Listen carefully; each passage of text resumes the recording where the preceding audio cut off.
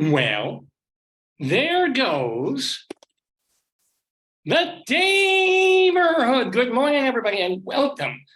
Pardon me, welcome live on this Saturday morning, July 8th, 2023, to the 902nd episode of the Dave's Gone By Facebookio, Podcastio, Programmio of the Stream, featuring me, Dave Lefkowitz, my darling, adorable potato, and of course, my wife Joyce will be along in a bit as well. But yes, we're here. We survived July 4th. We survived torrential rain and stuff I can talk about, stuff to talk about before we get to the show proper, which is always, of course, improper. This is a mix of humor and talk and interviews and Lord knows what. After all these years, more than 20 years doing Dave's Gone By, most of them, certainly over the past decade or so, on Saturday mornings, we're live on this Facebook page that you're watching, Dave's Gone By, with the archives at my website, davesgoneby.com. Sorry, can I get this frog out of my throat? There we go. It'll work its way out. If you've been watching the show religiously, and since it's Shabbos morning, it would be religiously, you'll know that I had some phlegm stuff over the past, more than usual, more than my normal, like over the past few years, halfway through the show, something will get caught in my trachea.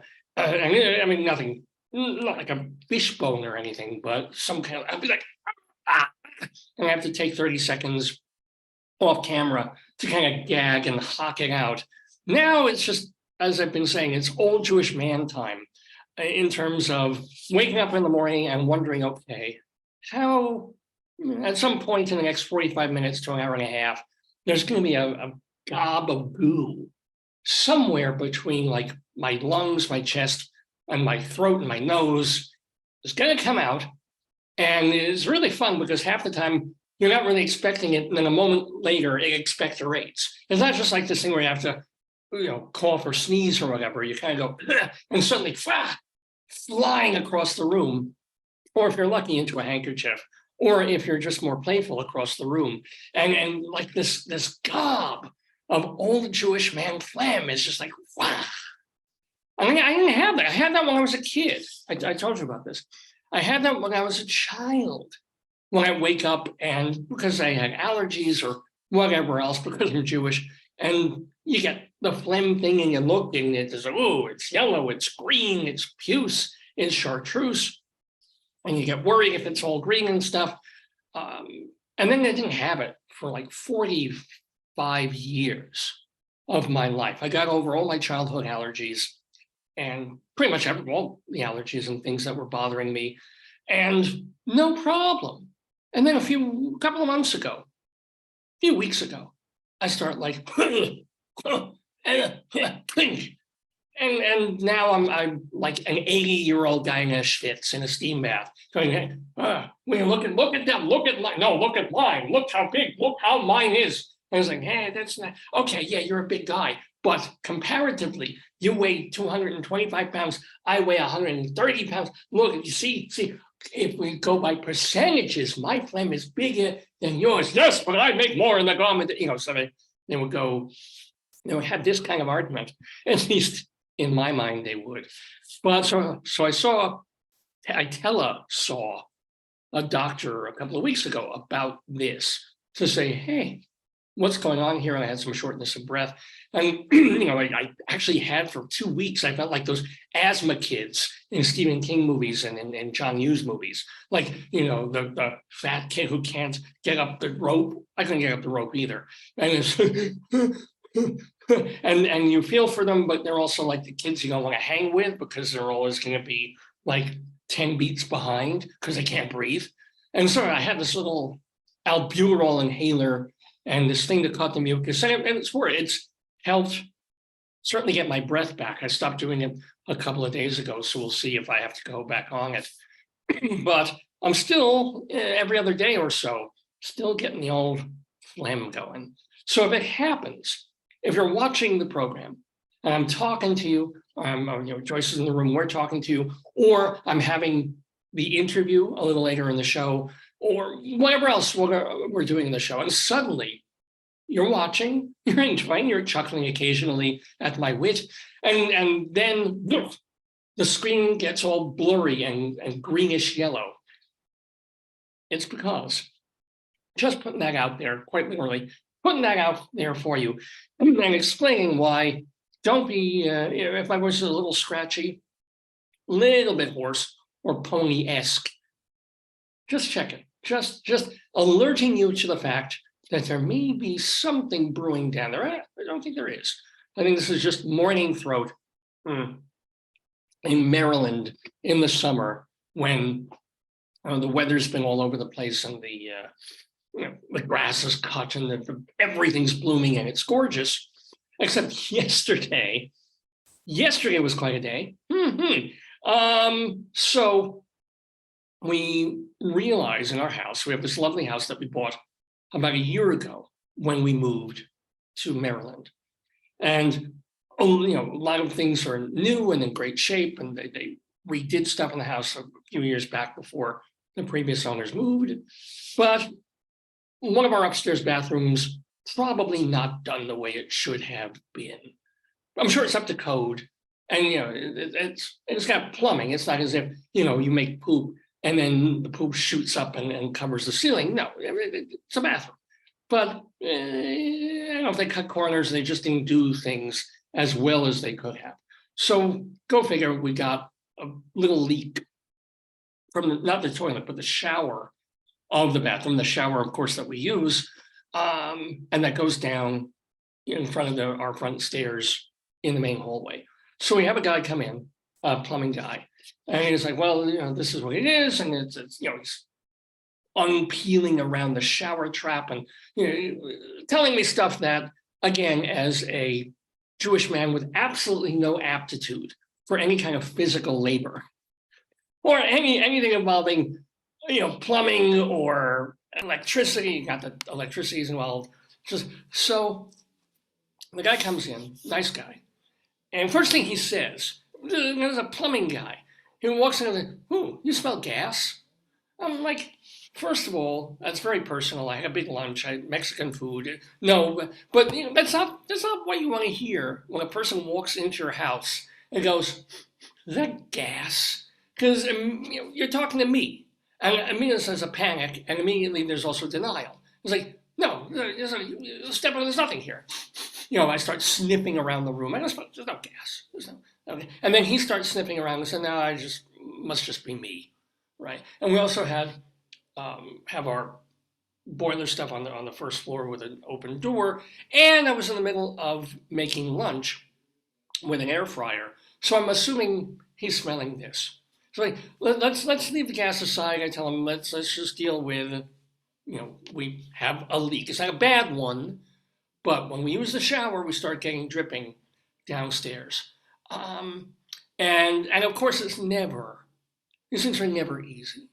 These things are never just, I just reseal this, or I put a little more latex or rubber coating stripping on the side of the shower door that doesn't completely close properly. No, it's sort of like, well, I gotta go in up through the ceiling, cut a hole to see where the pipes are going, where the leak is actually coming from. So I said, of course, which will mean drywall, in a bit. And he starts doing this and chopping, and he says, because that's what you want to hear. That is what you want to hear when you get workmen in to look at a problem that you're having in your house or in your car or wherever. And it's like, he says, normally you cut into the drywall. It's a simple chunk. You pull it down. It's rather neat because you put a tarp down. And you go in there and you can just sort of see the pipe. But whoever put this, they're always like, whoever did this last time, right? I mean, you could literally get workmen into the Taj Mahal. You could get them into like the pyramids in Egypt and get a crew person in there from, licensed electrician or plumber, and you say, it looks good, but whoever made this pyramid, this part's hollow. The sand over here, not the highest quality sand. They were pinching pennies and passing it. Fine. So the guy's like, what they've done up here is underneath, the drywall, they've got plaster, and the plaster is mixed with this kind of meshy stuff, that you put in scouring pads that you would clean a sink with. And then there's also wood, because sometimes there'll be like a subfloor thing, but it's not really an actual subfloor. It's just planks of wood that they were too lazy to throw away or properly join. But they figure, hey, nobody's going to see it. It's up there anywhere. It's covered with drywall. We'll just leave it. Just leave it. So now he's going through like incredible exertions to saw through the wood, the plaster, the plywood, this or that, to just get to see where the leak is happening. So I'm like, all right. Yeah, and then the numbers are now running up in my head. It was a simple leak, and I was like, okay, here, cut through the wall. It's going to cost this. It's going to do this. But he's doing it, and he's we ran the shower, and in a few minutes, he's like, I'm amazed that it's leaking only this little bit. You're pretty lucky. I'm like, yeah, we're lucky. So we start talking about that, and we start, saying what has to be done, and he'll come back, and it was great, and as we're talking, we're in the front hall and we're looking out the windows. And it starts to rain, right? Wasn't really expecting that, although weather forecast has been predicting rain parts of the day, even though it's been like mid to high 80s for the past couple of days here in Maryland. We had this wonderful week of rainy weather that just brought all the grass back, all the plants back. It's so beautiful. But we're still getting the heat. We're seeing heat and humidity. And then it's like, oh, look, pretty rain shower. So we're talking for about 2 minutes. And then the biggest like M80 firecracker you've ever heard. Boom! Honey, what time is your guest? 9:30. So kaboom it goes, right? Oh, you're giving the... Wait here. That's my wife Joyce, by the way. I'm going to go down and get breakfast and stuff at 9:30. Oh boy. So wait, let me give you the. You don't have the fan on? No, not yet. If I need, I'll put the fan on. What is that? Is that the guy cutting through the ceiling? Oh yeah! Oh, kaboom! I'm trying to. And so we both look out there, and now it is absolutely storming. It's just coming down in biblical proportions. And he's like, "Oh, great! Because my next call after you, I have to do work outside." I'm like, you're not going anywhere. I offered him a coffee. He's like, no, I gave him a soft drink. I was like, stay 10 minutes. It's not going to rain like this. I love your shirt, David. Thank you. Yeah. You look snazzy. Thank you so much. How do the numbers look on your screen? I think they look great. It's episode number 902. You don't want the pillows for your back? Oh no, I'm good. I've got little tush pillows that I'm sitting on like I usually do. That's your hiney. That's my tush pillows. Yeah. I like your shorts. You look nice. Thank you, darling. Thank you. You're looking great too. You look very J. Crew. Wow. You look very like ooh. I'm more like Cray Jew than J. Crew. I'm the crazy Jew who goes on here on Saturday mornings and tells stories. So sure you don't want those all right, if it medium, but not blowing I everything. Low. If you want low. Yeah. But I think you're gonna. You're not warm. A little bit. I'll get warmer as the show goes on. Oh, sorry. Give me a second. Sure. I'm not on the screen, am I? And speaking of cool, I even, because it's been so hot the last couple of days, and humid and uncomfortable in Maryland, I even popped our thermostat down 1 degree because we've been keeping it at 70. I call it Shatner level. We've been keeping it at 70, and downstairs it's quite cool, and upstairs it's a little warmish. And so because it's a one thermostat for the whole house. Isn't that the principle of heat? Yeah. Right? Yeah. Otherwise, hey, look, if we were living downstairs, I could keep it at 72 and we'd be incredibly comfy. But I'm like, you know what? It's been warm upstairs. It's been warm outside. Let me. Gosh darn it, we'll pay a little more to the electric company. You're like, I'm watching the Unsolved Mysteries with Shatner or whatever, mm-hmm. and they say Houdini was friends with Conan Doyle, and he was like they think that he could get out of all these things because he what do you call it? Transfixed his matter or something. Maybe you have that Houdini kind of premonition. How have I ever being able to transfix my No, but matter. maybe you can sense disaster. That's your Oh, like everybody has a superpower. yeah. You know, some people can you know, like the Flash can run fast, or Superman can fly, or Honey, Catwoman can climb a building. I was getting a bagel on September 11th. I had no. If I had a superpower, if I knew, I would not have gone to Forest Hill no, but or not Woodside. like major stuff. Like I think that, yeah, but you weren't in New York. Look at you know. Thank goodness. No, there's nothing. I couldn't have. I was standing there. I was so ignorant. I'll get back to my thing in a little bit, but you know, I was at a bodega about a quarter mile from where I worked. And we were in Woodside, right? In Woodside, and you know, these Spanish people are watching their TVs. Their eyes are glued to TVs, and I'm oblivious. I'm half asleep. I want my bagel. Yeah, Someone toast my bagel. Coffee. I always thought I like coffee, light and sweet, and it was either a bagel or sometimes I had a pastel, a little pastry, and they're like pointing. I'm like, oh yeah, TV. Oh, must be some kind of accident. It's because it was like 5 to 9. No, but I think you have like maybe not for global stuff, but for your own stuff, like anything that would affect the potatoes. If something bad would affect potatoes, maybe I knew. Maybe the potatoes knew. And they're all there. Do they like quiver or say anything? They should say something. There's so many of them. Not now, potato. Is he reenacting? Well, they have postpartum. You know what he saw? They have postpogum. No, they do look a little ginger. I think they saw that photo. I don't have my phone, but you gotta. Well, later we'll show that. I also have the picture of our favorite human being now. From John's Age, the magazine. He's on the stairs. I didn't get to bring him up. Well, you won't know what the hell I'm talking about, but you will, I promise. So, I know. you know what I'm talking about. Yes. You know. So I do look handsome today. Look at that. You look good, yeah. I think something about your hair color has changed, and whatever happened, it looks much better. Like your hair looks nice. You look very like something happened in the last like week or so where I think you gotta look upgrade. Well, I went more gray after the story I told last week about the bee. Have you been using my moisturizer or some kind of like? Have you been like doing some beauty ritual? Because you look more snazzy. Well, thank you. What is my beauty? Sleeping more. This is I've been napping. Yes. So they my say eyes. that sleeping is when you regenerate yourself. Yeah. And when I wake up, you know, sometimes I made a huge fart this morning. Oh, David, please. I'm amazed it didn't wake you up. I got up at like 4:30. I did have a dream that there was a volcano exploding. There's that, okay. There you go. It was big and fairly noisy. I wasn't expecting it to be noisy or else, but I was cramping a little. I moved. I was like, thank you.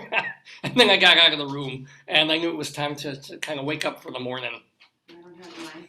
Yes, you're learning everything about me on this show.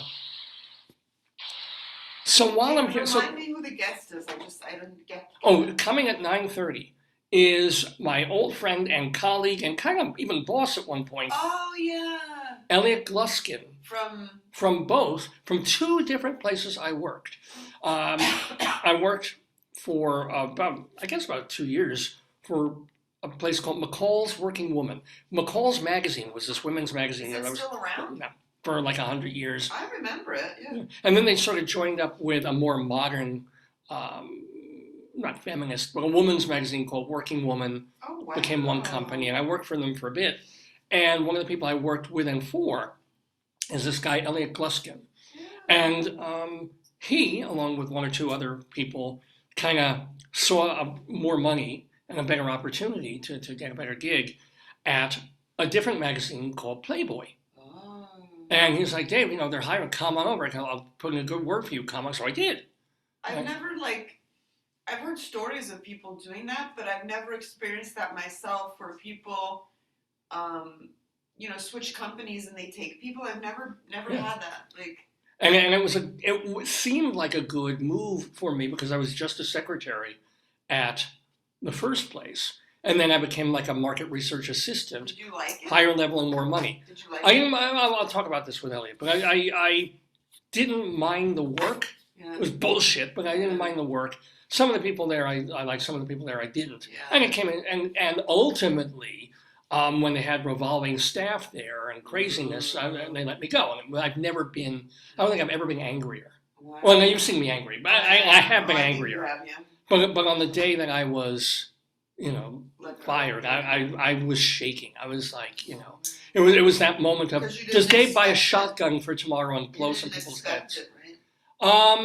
We knew, Watch that George Clooney movie where he finds. Yeah, Up in the Air. Yes, I've seen it a couple of times. And I would be one of those people who comes in and, in my dreams, went to Walmart, bought a rifle, and just splattered some heads. But for me, what's the expression, the writing on the wall? A lot of times, in these companies, we did. The worst thing, the thing that is the pulse of a successful company is having low attrition or low turnover.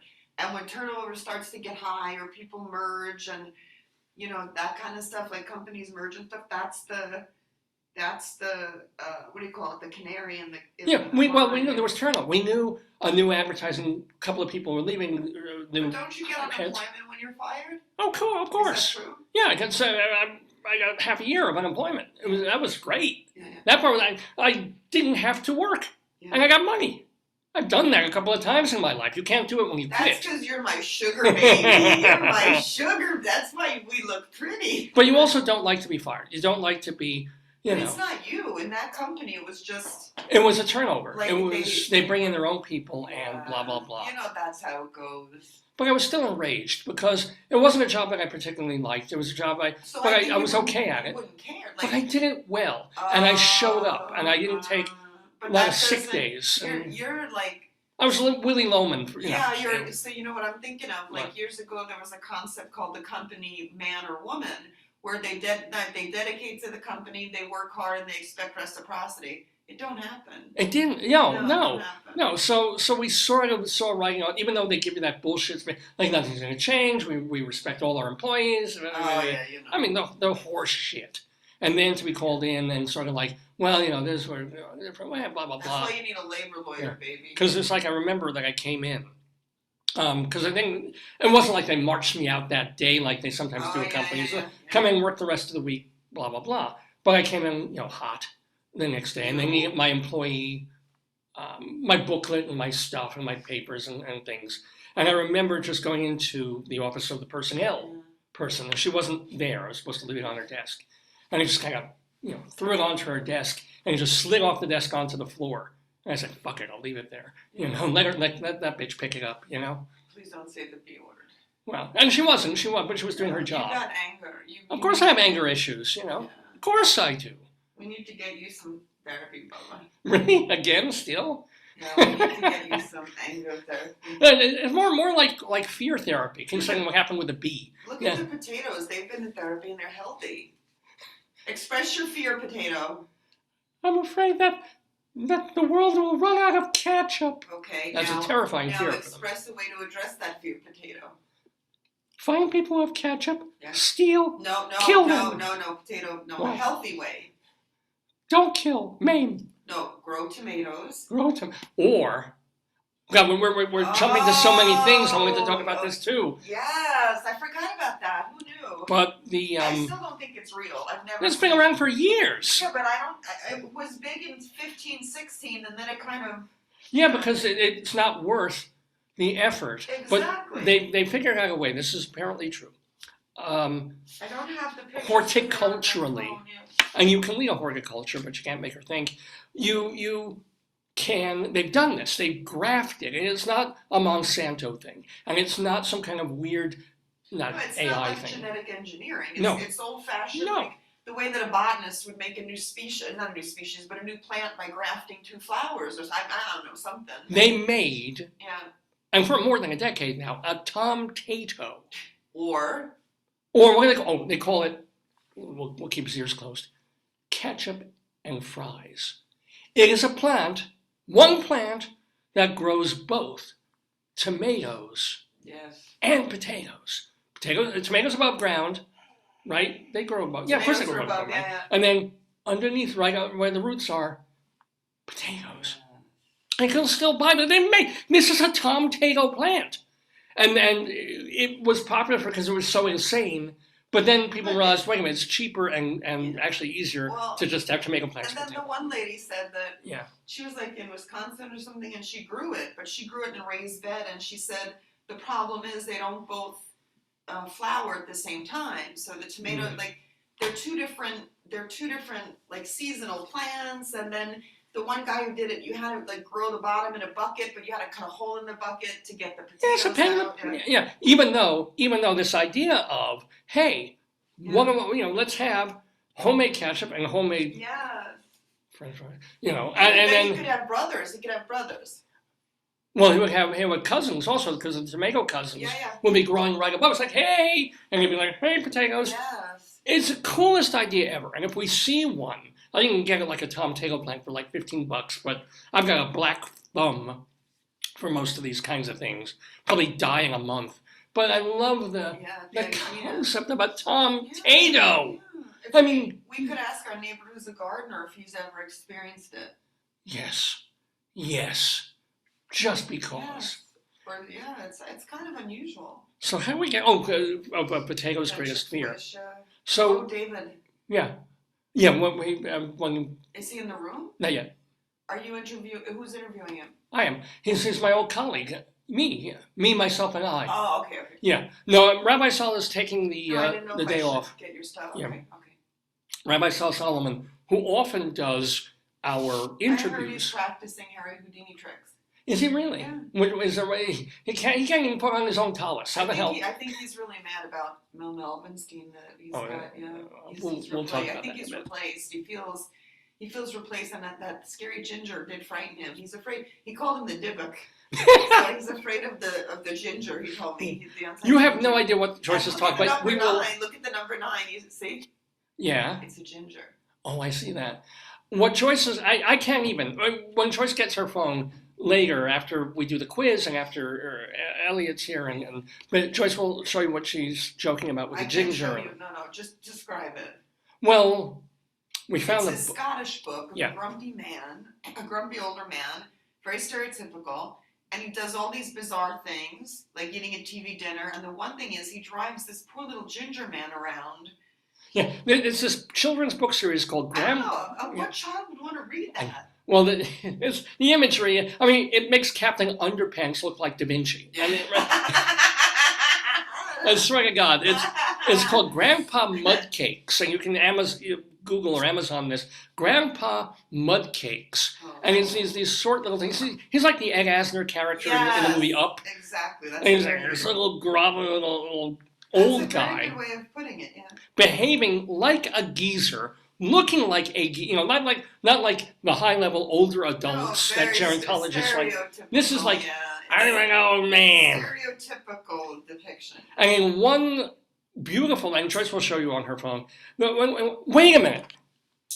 Hold it.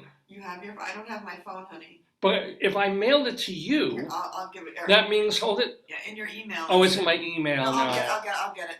Yeah. You sent it to me, right? Oh, so look at my total. Yeah. Not my total. Yeah. I can get it very easily, unfortunately. So, but there's an image of Grandpa Mudcake driving some other guy to like work or maybe the home, and so you'll see. No, some guy and a friend. And a friend in the back seat. This is a picture apparently from one of the novels of Grandpa Mudcake and. I hope he's not a real person. So that's Grandpa behind the steering wheel. No, I think Grandpa's the chicken. And there's his friend who really looks like an incredibly shriveled, mentally retarded midget. No, he looks like Mickey Rooney. No? Okay, yeah, Mickey Rooney like age 80. He's a ginger. When I saw him at the Irish Repertory Theater, yeah, that's there he is. But whatever, I don't know why they drew him like that. Because, well, everybody in this cartoon, there are pictures of Grandpa Mudcake looking like Grandma Mudcake. It's a very disturbing piece of... You should get the woman who did this on your show. Yes! You should interview her, because there needs to be some... What should we even call it? Retribution? There needs to be some... there needs to be some understanding. I mean, some explanation. It's like... Yeah, I went to the library yesterday before the rains came, to try and find, and it wasn't in the catalog. Oh yeah, because it's crazy. But also maybe because it's a UK press. Oh, maybe. I think that's probably the real thing. Now hold on, I want to Is he there, Mr. Ed not Kelly? yet, so that's why I want Do you to. want me to text him? He's not here. Oh. It was all by Email? yeah, or even Facebook. So I confirmed.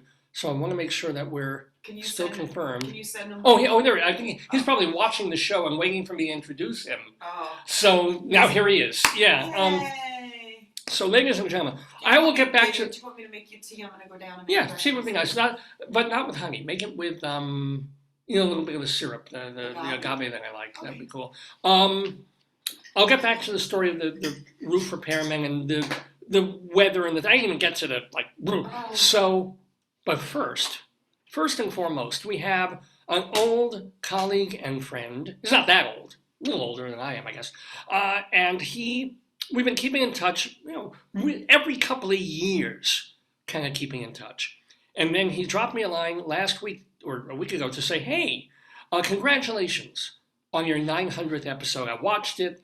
I really enjoyed it, which, you can tell there's something wrong with him immediately if he says that. But, great, I hope you're doing well, blah, blah, blah. And I'm like, let's get this man on the show. I've known him now 30 plus years. So I'm going to bring him on the show. His name is Elliot Gluskin.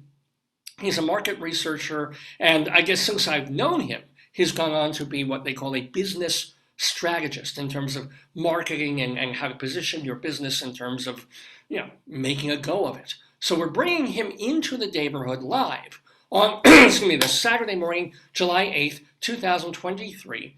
Elliot Gluskin takes a moment for the thing to come on, but we're welcoming him to the Daverhood. When would it have been? It would have been early 90s when I first knew him. Maybe late 80s at first. So it's been, wow, 2021. Yeah. Elliot, where'd you go? Elliot, come on down. I'm Dave Lefkowitz, by the way, and you're watching Dave's Gone By. For more information about the program, go to davesgoneby.com. DAVESGONEBY. davesgoneby.com. Remember, you can literally listen to and watch. Well, listen to because the first bunch of years were on radio only. All our old episodes are right there on the site for free. You can stream them, you can download them, and then the last couple of years, of course, have been video. Keep trying to log back on. You were there, Elliot. Here we go. davesgoneby.com. Also, we have our archives at archive.org. Archive.org. And for the audio archives, castbox.fm if you're into podcasting. So, Elliot, welcome to last. Oh, good. You're unmuted. How are you, Elliot Gluskin? I am doing just fine, thank you, David. Yay! Now, where are you? Where do you live? Are you in Westchester or Long Island, or where are you at? I am just outside of Allentown, Pennsylvania. Oh my God, we're almost neighbors. I'm in Maryland now. Yeah, I know, and it's funny that, and I think I mentioned it in one of our communications. Two of my kids actually looked at Towson to go to school there. And I said, no. Why Well, did they ended up going get... other places, but no. So I'm not very, but I am aware of the school. I may know how to get there without getting lost too much. I can't. I'm still learning how to drive around these parts. So, well, how are you? I think you've gotten used to driving up and down mountains. That's the problem. Oh, because of my years in Colorado. But let me ask you: you're living down in Allentown? Are they closing all the factories down, or what's in Allentown, Pennsylvania? The past 10. Allentown, Pennsylvania. Since you're a Long Island kid, Allentown, Pennsylvania. When I moved here in '93. Yeah. Reminded me of Long Island growing up. A lot of farmland, a lot of development of housing and commercial properties. Wonderful, wonderful place to raise a family. Oh, good. I mean, it looks you're in a basement there. I am in my basement. Have you sleeping downstairs? That way I'm out of my wife's hair.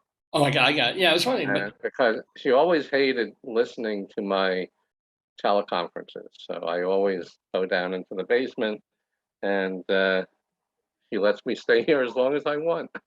That's a marriage. That's a good marriage right there. Let me tell you something. You have 2 kids? 5. You have 5 children? Well, I have 3 biologically, and we adopted one, and we're now fostering another. Well, Mazel tov. So I have to ask, why you love children so much? When we first got married, my wife said at some point in our life, if we're able to, she wanted to foster children. So the first 3 are ours. Yeah. The fourth one is actually one of my youngest son's best friends, who went through some really tough times, and my wife stood up and said, okay, he's coming to live with us. Wow. And that was 16 years ago, when he was 15. Oh, so he's a grown-up adult. He's grown. All my kids are grown. Yeah.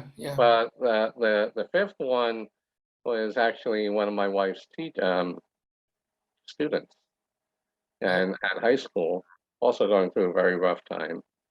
And I remember getting the email from her. The subject was large question. Large question? Yeah. Large question. I opened it up and she told me, and I didn't hesitate. I said, "This is what you always wanted to do. Do it. Let's do it." So he's been with All us. the kids, you said they're all grown. Are they all out of the house at this point, or? They're all out of the house. My oldest is going to turn 33. He's married, living in California. My other 2, my youngest son and his brother, both live in Philly. Right. Yeah. Both have wonderful girls that they're going with. And my youngest daughter, she's 24. She's going down the accounting world. So she currently lives in Virginia. She's a senior auditor for her firm. And so yeah, knock on wood. Everyone As is you say, well, the Jewish people would say doing not very well, and they still call me. That's more impressive than anything else. and they tell you, please make the check out. But Yeah, sometimes. Well, no, David, there is no more checks. Everything is now Venmo. Oh, of course, or Zelle. We do a Zelle kind of a thing. Yeah, I stay with Venmo because the kids are on it. Oh, okay, yeah.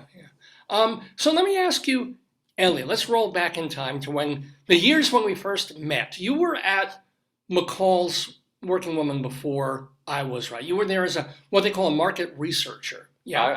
I was a senior analyst. So could you explain what to people who aren't in that wonderful field, what the hell you did, and talk? What did I do? I sifted through mountains of data to find the story that I could give to a salesperson, and he or she can then try and sell some advertising. So it was total advertising support. And it was a lot of fun because back then, McCall's, now David, let me correct the timeline a little bit.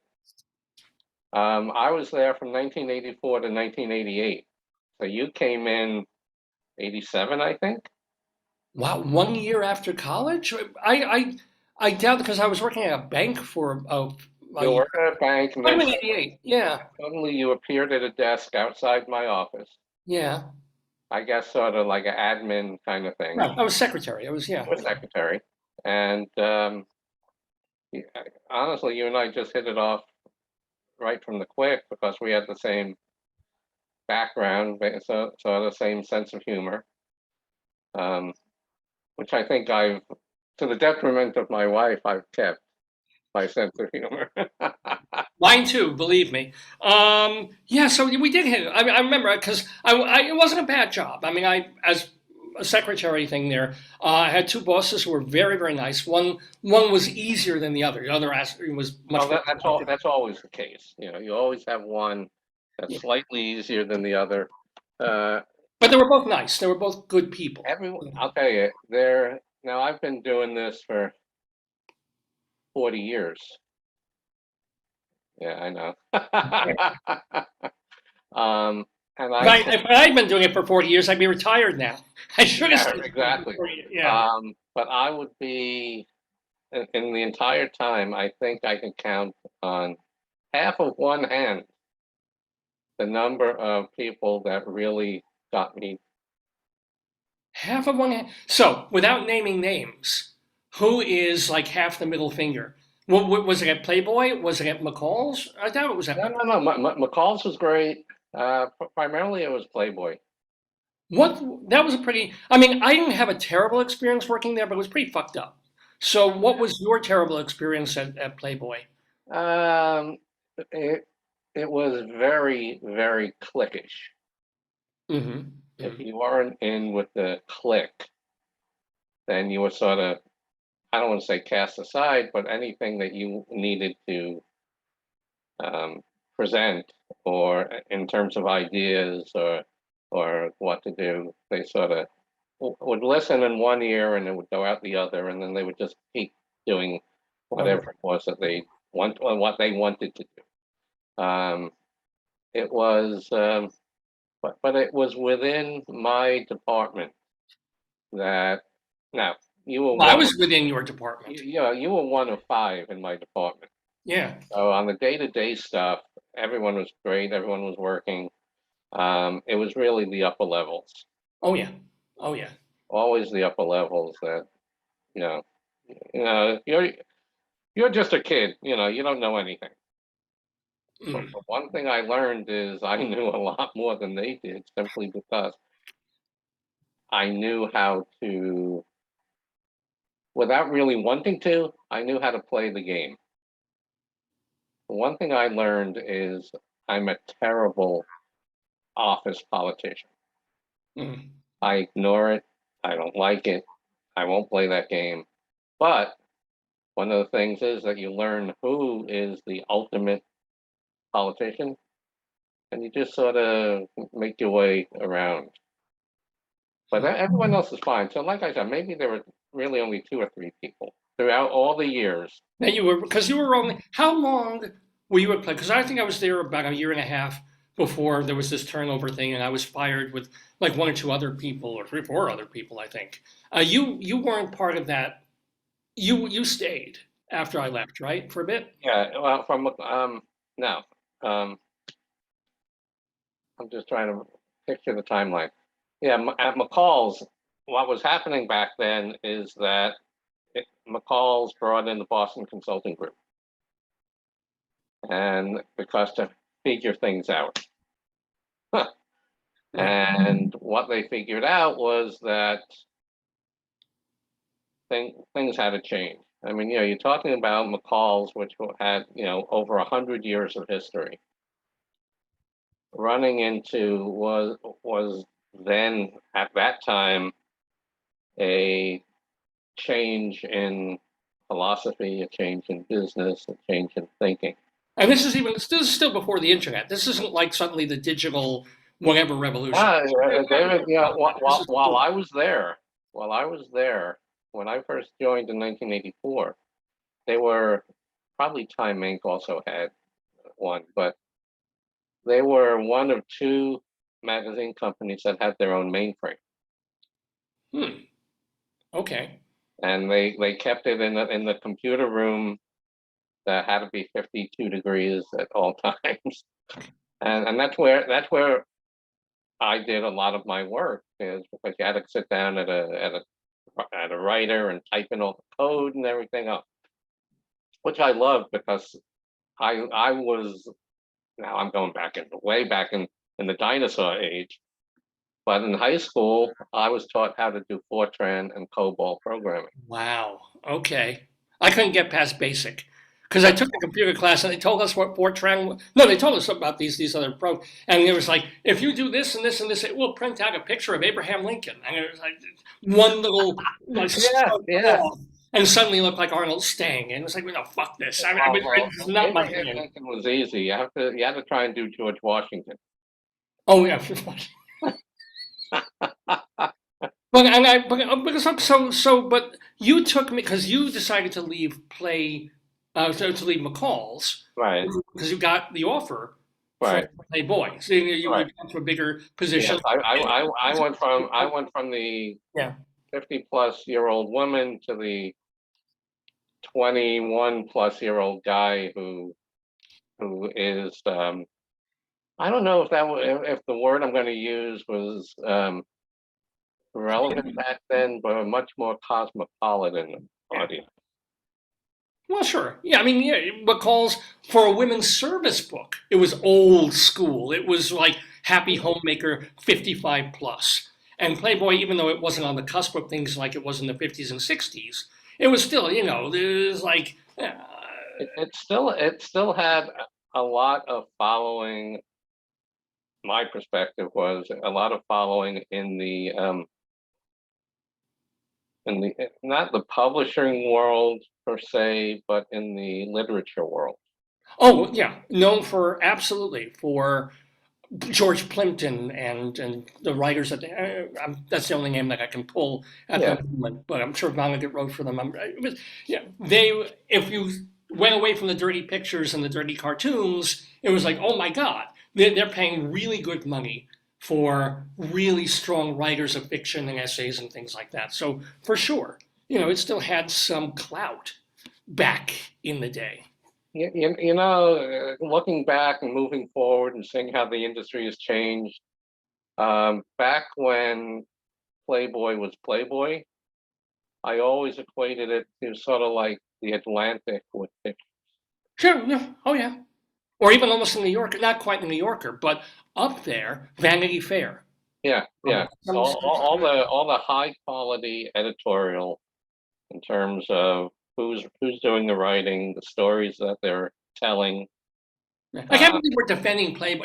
It's also about tits. That's what, it's No, yeah, all about tits. I love tits, but yeah, and we didn't get to see any, by the way, except in the magazine. It's not like we had Playboy models. This wasn't the Grotto. This wasn't L.A. This wasn't even Chicago. I never met Hef. Did you ever meet Hef? We met Christie all the time, but not. Never had. Hef was always in the L.A. Grotto with his smoking jacket on. And his rapees, right? Yeah, well, and he calls them wives, but yeah. But you know what? It was interesting because the business of running the magazine. I came to learn and appreciate this very important fact. Working at Playboy in terms of the pictures and the photos and the girls and all that, it's sort of like being a baker.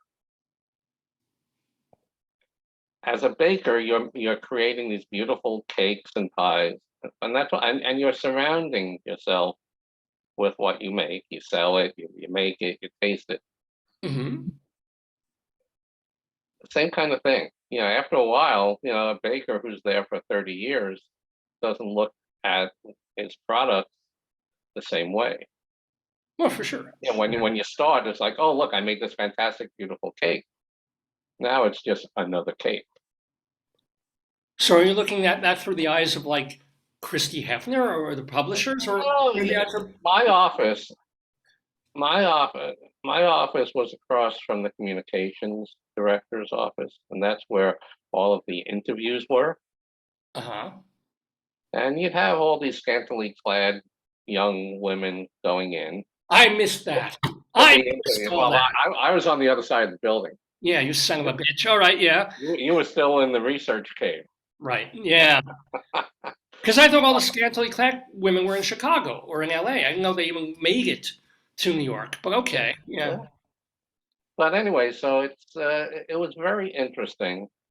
All of my friends loved the fact that I worked there because in the magazine world, you get a complimentary list. I put everyone I knew on the list. So for years, even after I left, they were getting copies of Playboy. I got free copies for like years after they fucking fired me. I'm still getting. I don't want this anymore. I think my dad subscribed for many years, even after I was let go. So, but it's like, so when did you? I left Playboy after a year and a half when Uh-huh. they went in another direction or whatever the fuck they told me.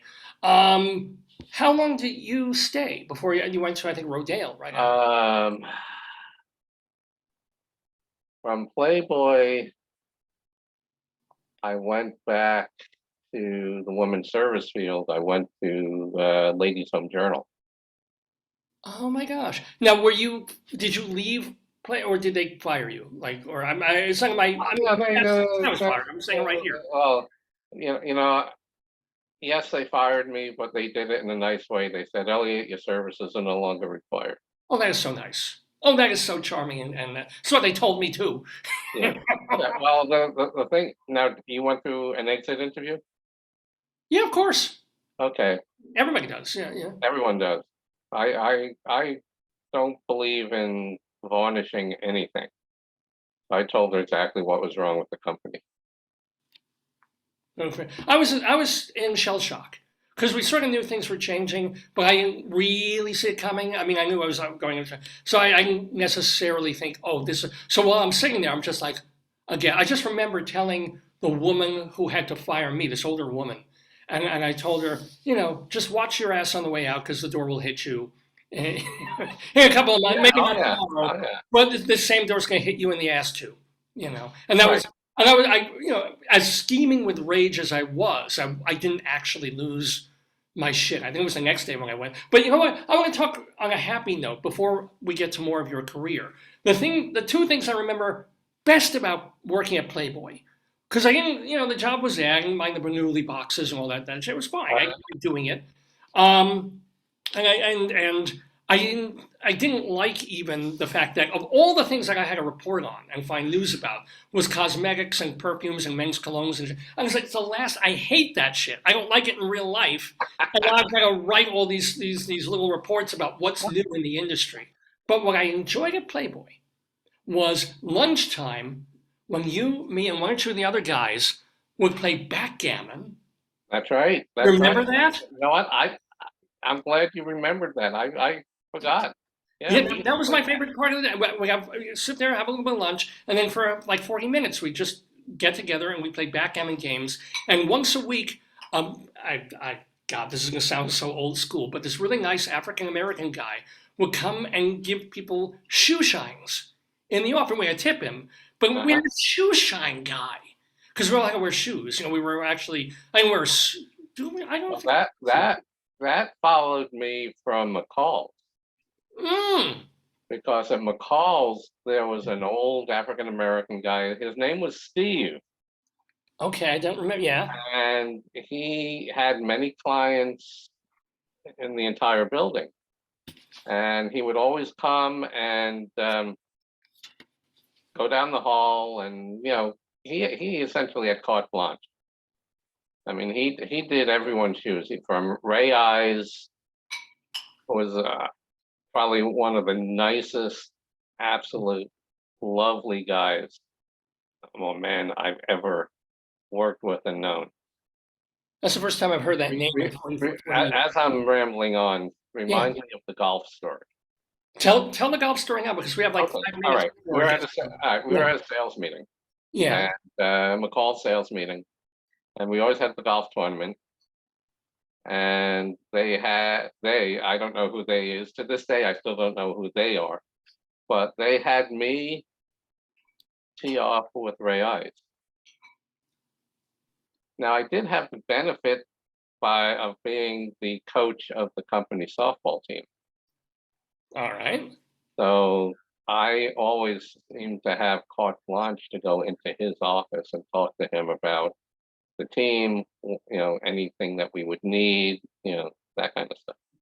But anyway, so we're on the golf course, and before we tee off, one of the guys comes to me and says, "Look, let Ray win." What? Let Ray win. Let Ray win. Yeah. And I said, okay. Like, what am I gonna? No, I'm not gonna let him win.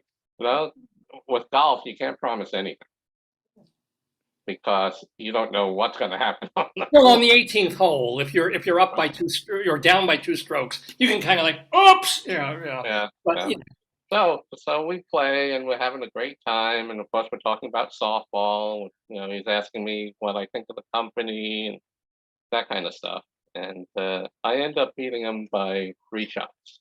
Wow. Mm-mm. And he had told me beforehand that he always bets $1 Oh, on the round. I said, okay. So now he's a very wise man. He knew that no one wanted him to lose. Mm. So he told me 2 things. He said, thank you for playing for real. Mm. And he said, anytime you need anything for the team, let me know. So I was always able to go right through his secretary. wow. Yeah, go, hey, I got to talk to Ray about the game. Okay, go. That's cool. That's all right. But the thing, back to the golf reel to close it all off, in front of everyone, at the dinner after or the lunch, whatever it was, Yeah, yeah. he calls me up. He calls me up to the thing, up to the podium kind of thing. Pulls $1 out of his wallet, hands it to me, and says, "You won fair and square." Mm. Nice. Nice. Ray is like, And then you were fired. Yeah, right. Ray is like in my Is Mount he- Rushmore of people that I've worked with. He's definitely up there. And I'm second. I'm kind of like the Thomas Jefferson, slightly. Not the version of you. On cruise. The version I'm going to mention is right up there. Moisha Claus. Moisha Claus. Oh, I remember that. Tell them about Moisha Claus. That was something. Oh no. I knew you. I knew you were top notch right away. I don't know which Christmas time it was, but you were coming. I think you were about 10 or 15 minutes late from work because Yeah. you were still gathering your stuff.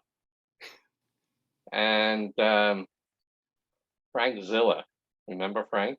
I remember Frank. He wasn't bad, but yeah, I remember him. No, he was good. He was coming by. He was coming down, in the morning like he always does. Walk down the aisles and see who's doing what. And he said, "Where's David?" And I said, "I don't know. He's usually here by now." No more than 30 seconds or a minute after I say that, Moisha Claus Oh no. comes Oh. walking down the aisle, Christmas bag in hand, Oh. Christmas hat on his head, Yeah. What were the presents? What were speaking in such a beautiful Yiddish voice. Ho, ho, ho, Moisha Claus. This was around Christmas, I should say. This was this is right St. around that. Patrick's Day, St. Patrick's Yeah. Day. And it was great because you would hand out books. Oh, Books, paperback books, whatever books. Huh. wow. I don't remember that. Yeah. And every book, from my perspective, every book was sort of suited to the person that you were giving the book to. Oh, that's clever. Wish a Claus knew. But I the knew. one thing and the reason I bring this up is because the look on Frank's face when this little kid from Long Island, Jewish kid from Long Island, comes walking down the hall dressed up as Santa Claus, speaking in a really good Jewish accent.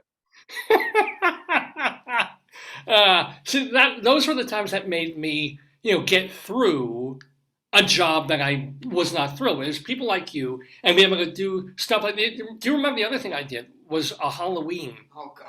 when I came in with candy for everybody, but Yes, I warned yes. everyone. Oh, it was tampered. I said that, I've heard it's possible, we got to be careful that some of these, there are all these tamperings going on. It was actually an urban myth. But, and I would literally hand people, and there'd be like a little baby Ruth with a safety pin in it. Like an apple with a razor blade, very obviously positioned, and nobody would eat anything.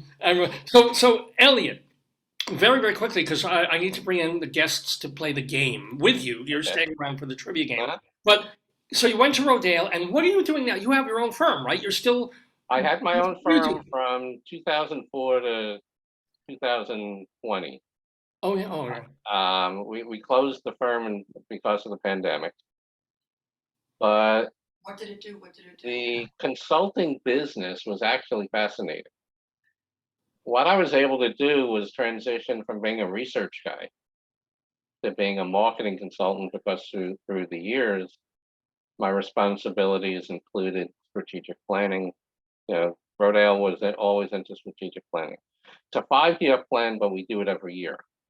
Oh, no, that's smart actually, because some people do the 5-year plan. By the 4th year, it's like, what the hell? Let's get through this, as opposed to taking stock every year. Every year. So Really? they put me in charge of that, Yeah. for my properties. And I would just, so I would make connections with industry people, with the bicycling industry. Huh. So I would talk to CEOs, I would talk to association presidents, I would talk to bike shop owners, whoever. And I cultivated a relationship based on 2 things. Mm. And sometimes I find in the greater world that these 2 things tend not to be put in the proper place. Number 1 is you're always looking for a win-win scenario. Mm-hmm. All right. Mutual benefit. Win-win scenario means that the client gets just as much, maybe this much more than we do, but we both win. I like that. Okay. Number 2 is it's okay to say no. I can't tell you how many people, someone says, oh, let's do this. And everyone says, yes, yes, yes, yes. I'd be the one that says no. And they say, why? Because of course everyone says, it's a terrible thing. He said no. And don't let your wife know that. It's like, how can we have sex? No. It's funny. Through the years, it's been a very sharp delineation between work and home. Well, you need to do marketing research of your wife and kids. Oh, so anyway, Elliot, So simply here, let me just finish, David. Let me just finish sorry, this up yeah. real quick. please, yeah. The idea behind saying no helped me get the biggest client we ever had as a consultant. They called me in, and for something they wanted me to attend a meeting. They called me on a Friday. They said, "Hey, Elliot, we're going to have a meeting Monday morning. Can you attend?" And I said, "Yes. Tell me what time to call in." And then they said, "No, we want you here." The client was in California. Huh. So, and eventually I said, "Why did you want me to come in?" And they said, "Because you're the only one who's actually told us what we can't do, not what we can do." See, they should have called me, because I'm always the negative one. I'm always saying, can't do, no, stupid idea. It seems good, but it's not going to work. It's too expensive. It's whatever. But what we can do, and I am saying yes to this. Yes, we are going to be playing the Today, Yesterday trivia game with my wonderful old friend and guest, Elliot Gluskin, market business research strategist. Or now you're retired, or you're still kind of? No, I'm. My wife has told me that I'm semi-retired. Oh, all right. My wife tells me I'm semi-retarded, so it's pretty cool. It means if a gig comes along, you take it. But you're not actively that well seeking, right? Or how does that? Right. No, I mean, I'm working. Actually, I've been working in industrial security for 7 years. Oh my God! So, what do you provide the people who watch factories when they're closed? Yeah. Watch factories, do tours. Oversee, make sure no bad people get into the building, that kind of thing. So. Should have done that with the White House in 2020. Anyway, let me welcome our very, very familiar and wonderful faces to the Daverhood to play the Today, Yesterday trivia quiz. Those include Leslie Hoban Blake, the co-star of Two on the Aisle on Manhattan Cable. Yes, that's Wow. we actually have a band. You beat it for me. Which was it? And of course, Vicki Quade, who is the co-creator of Late Night Catechism. She also does Bible Bingo and Are You Smarter Than Your 8th Grade Nun? All of which you can go see in Chicago at the Greenhouse Theater. How are all of you guys? Say hello to Elliot Gluskin as well. Hi, Hello, Elliot. Elliot. Nice to I'm see you. hot and sweaty. Thank you very much. Oh, I know, it's brutal here Oh. too, Les. Oh my Oh, God. Yeah. What How's is it there? was what? What's the temp? Right now, 86 or something, but the humidity. I mean, I have 2 air conditioners on. I shouldn't say that. The Con Ed people will come and take one away. But, you know, it's impossible. how are I things in think Chicago? listen- Chicago's got a miserable summer usually too. Oh God! And then we had the air. Well, you guys did too, of Yes, course. we had that from orange air. Canada and this my whole neighborhood is Cottonwood City, so we have cottonwoods all over. It's horrible. Oh my Is God. that beautiful when they blow everywhere? That's nice. Oh Isn't it? yeah, sure. They're beautiful So for like did you a wear a minute. mask? I'm sorry, what? No, you just get used to it. No, you can't get used to it. Get particles get in your lungs and Oh, whatnot. I know. And for some dumb reason, 4 buildings on this block decided to do tuck pointing so that the cars are covered with tuck pointing dust. And you know, that Oh. just gets in your lungs too. So I have So, no idea yeah. what tuck pointing is, but it sounds And filthy. when the bricks lose mortar and you have to right, you have to- repoint them. Oh. Is that in Pointing New York to too? chickens. Yeah, I got it. Yeah. Anyway, you guys look great. So it's all great to see you. do you like my And- little beach scene? You know, Hello, Vicki. I love you on the beach. Look at that. But you're so pale. Get I out am in the so- sun. man. well, you know, it's Eastern European, but it's the I pale know. part. I know. Yeah, So here's the I deal. haven't We're been in gonna, the sun yeah. since 1969, personally. that's right. so That's right. so we're going to be playing the game with Elliot Gluskin, Vicki Quade, Leslie Hoban Blake. The first thing that we have to do. I have- Elliot, since you are our brand new friend of the day, my old friend, but friend of the neighborhood on the show. I almost called it a TV show. I need just you. Tell him don't say no. Don't say yes and pick a number from 1 to 6, please, and tell me what it is. Oh. 4. Ooh, we don't usually I get can a speak 4. sign language as well. Look at that. Multi-talented. Well, he's always been good crunching numbers, so he did that. It's like Ah. Chiz and Bob. Let's see, Vicki. Jason Bob. I haven't heard that forever. I know, either. right? Yeah. So Oh, I'm gonna do 3. Vicki with a 3. Leslie, wait. I'm 6. so predictable. Yeah. Leslie with a 6. Joyce is going to roll a one-sided die on the floor. David, real quick, did you learn Chisenbach in school? Chisenbach in the school? No, I just remember when it came out. It was this big thing of all these Asian kids could like solve math problems. Elliot, do you remember this? You look like you remember Chisenbop. Do you? Is- I don't remember the term, but I'm sure it was around when we were young. Worse than Well- that, I was a teacher and they tried to make us learn it so we could teach it to the other kids, and I couldn't learn it. No, You can't learn that as an adult. Is that That's like something new you learn as a child. no, What? you would do things on your fingers, like this finger. It's a would- math thing. It's like having an abacus on your finger. right. Somehow, if you learn it soon enough, you can multiply and divide. I could never learn how to do it, but I remember the term. The secret was if you picked your nose and you had a booger, that could add +1, and then you would roll the booger among your fingers, And and earwax was 2. Is that the way that works? base Okay. 8. Yeah, it was good. You won't go up to what Okay, 3 or 4 were. No, I remember learning how to use an abacus in elementary school. Oh, Not they a taught bad us, skill so I to know, because couldn't get it. when the apocalypse comes, we're going to be back to the abacus. because that's we it. don't have any There's no electricity. electricity. That's right. There won't be any money either. While we're doing this, Joyce has been rolling dice. So finally, it came up You with a finally came number. up with a number? Okay. Elliot, it came up with a 4. Would you like to go first, second, or third? I will go 3rd. Smart move. Very smart move. David does it. Okay. And we just rolled a 6. It's on, Elliot. Well, Okay. it's smart it's for on. somebody who hasn't played it before. You get to watch how it's played, of course. Right, So- Elliot? No, That was your reasoning, wasn't I it, was Elliot? always the guy at the end who would either ruin the game or save the game. So Oh, stop. Last week, our guest won the game. Yeah, Elliot was watching. He watched, or it was 2 weeks ago you were watching. I don't know if we did a quiz that No, day. that was last week. Yeah. I watched last week. Oh, you did? So Oh, you did? know a little Well- bit about the game. Yeah. Good. Good, thank you, man. Well, that was the one that Dave Spiro won, right? That's right. That's exactly right. Oh, it was Joey Chestnut. Oh, we talked about that. So, Leslie, Yes, he won again. Yes. Joyce rolled a 6. So do you want to be Oh, second? really? I get to go. I want to go second. Thank you. Sorry, Joyce. Sorry. Vicky. Sorry. I was gonna Sorry, pick Vicki. first. No, I know very well what her name is. I was gonna heard pick Joyce. first. I was. So no, I was thinking Leslie should go second. I'll go first. Well, there Hey, we are. well, Thank you. Okay.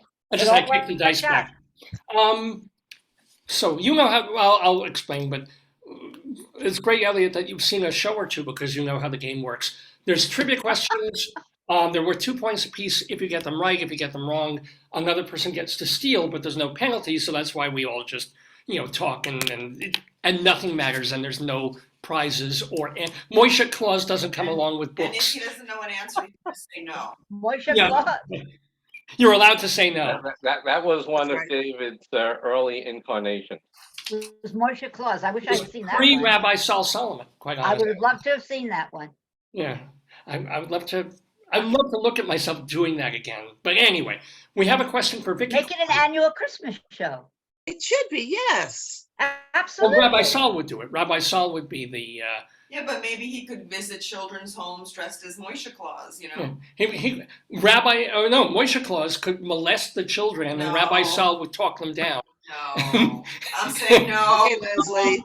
Elliot's advice, no. No. Somehow I suspect Rabbi Saul more than I suspect Moishe Claus. You Without really? even having met Moishe Claus. That's my. Rabbi Saul is like a bad version of Billy Joel and I don't know, some other depressive human. Billy Joel? Nothing remotely. And the other Joel, the Osteen. That's it. That's it. There you go. Gray. There you It's Joel go. Gray. Isn't it Vicom and Velvenu. It's Joel Gray. And for Vicky, a little Mother Yes. Teresa in there. He's Well, got a of little course, Mother of Teresa. course. Yeah, little Mother Teresa. Or I doubt that. I'm more like motherfucker Teresa. Oh, God. But anyway, David. Vicky, what? I didn't start it. You started it. You started it. No. Vicki Quade, we have a question for you. Yes. Okay, it's a trivia question, and the other thing that we want to let you know is that most of the questions have something. If they get it wrong, Mel Melvinstein's gonna berate them. Yeah, we have to explain who. Did you bring up the picture of Mel? Oh, he is. He's here. Just to explain, this is a face of a person who was in a magazine that they give out for free at Johns Hopkins, which is a medical center, everywhere, but One in especially in Maryland, Baltimore. fifth Yeah. in the nation. Who is the person that does what? This is Melvin G. Mintz. Oh, Jesus. We love Oh, that was Moishe Santa. Look at that! Look at that! There was something about that face and that picture. He's a real person? Yeah. Oh yeah, Melvin G. Mintz. He's Melvin. He's Oh, got you can't read that, style. but- He's got flair. I can actually read it. It's white on black. It's quite Yeah, clear. yeah. Former Yeah. Baltimore He's a County county Councilman. councilman in Yeah. Baltimore. Do you know him? So anyway, I just saw this thing. I was like, hey, this is something I can torture my wife with.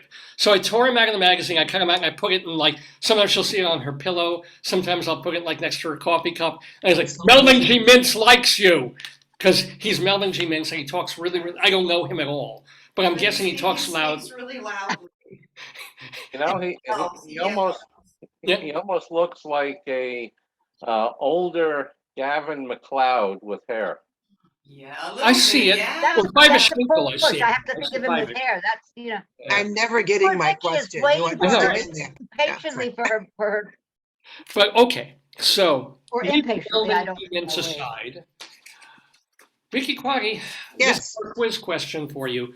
The year, most of the questions have something to do with something that happened on this day in history, July 8th. So this is July 8th, 1741. And Oh, it's okay. multiple choice. Today in Connecticut, Calvinist preacher Jonathan Edwards delivers his most famous sermon, Sinners in the Hands of an I think Angry... It's National Fried Chicken Day. Oh, Joyce wants to cue in that. It is Happy National Fried Chicken today, which is good. I've got chicken actually that I can put in the air Do fryer. we have a choice of which day we want it to be? Can I have fried chicken instead of Jonathan Edwards, please? Well, this isn't even your question. This is Vicky's question here. So hold on. Sorry, It Vicky. is. We haven't gotten there yet. All right, here we go. Calvinist preacher Jonathan Edwards delivers his most famous sermon, Sinners in the Hands of an Angry God. Even though his style was quiet and methodical, Edwards' sermon is classic fire and brimstone writing about the torments of hell awaiting the wicked. Which of these is wickedly false about Jonathan Edwards? Hmm. A, he graduated top of his class at Yale. B, he's the grandfather of Hamilton killer Aaron Burr. C, he served as president of Princeton University for less than 2 months. Or D, he refused to be vaccinated for smallpox and he died of smallpox. Oh, no. One of these is false about Isn't it Jonathan ironic? And this is not the Jonathan Edwards of Jonathan and Darlene Edwards, Or the intentionally Jonathan bad Edwards, singers. that psychic guy who used to say, I Oh, see your dead granny. No. Yes, right. That's right. Okay, so he graduated from Yale, worked at Princeton. Aaron Burr's grandfather died because of stupidity. Whoa, could be any of those. Right. One of them is false. The others Princeton. are. I'm gonna say Princeton is false. You're going to say he was not. For no reason, no idea. I'll also say the first time I heard it's okay to say no was on an Oprah show. Ooh. Decades ago. Oprah had a whole show about, and it was primarily for women. And it was okay in your career, in your life, in your dating. It's okay to, if you're overstressed, you're doing too much, and somebody says, can you do this? It's okay to say no. That was very eye-opening. Is for this people. referring back to something before I came on? Yeah. All right, because it seemed to Yeah, come out of nowhere. No, I thought it's maybe something Jonathan Elliot Edwards said. made it Yeah, up or It's something. what I Elliot had said. It's mentioned- okay to say no. I had Okay, mentioned it's okay okay. to say no to a client. Right. Yeah, it took me years to learn that about the world, not about dating, but about the rest of the world. Also, So people I ask just me, checked. Gabe, are you happy? Are you satisfied? Are you joyful? I'm like, no. I mean, it's pretty easy for me to say. I They just don't have checked. to ask and you, it's- David. They don't have to ask you. No, that's That's pretty obvious. So is your final answer though?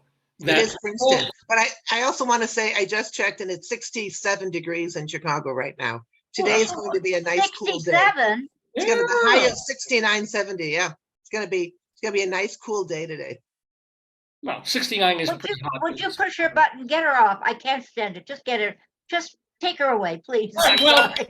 I'm going to be able to take her away because the answer is not correct. He really was president of Princeton University, but for only a couple of weeks. I'll explain whatever. But I thought it was a trick question, like he was president, but for a year, or I thought it was a trick question. no, all of that was true.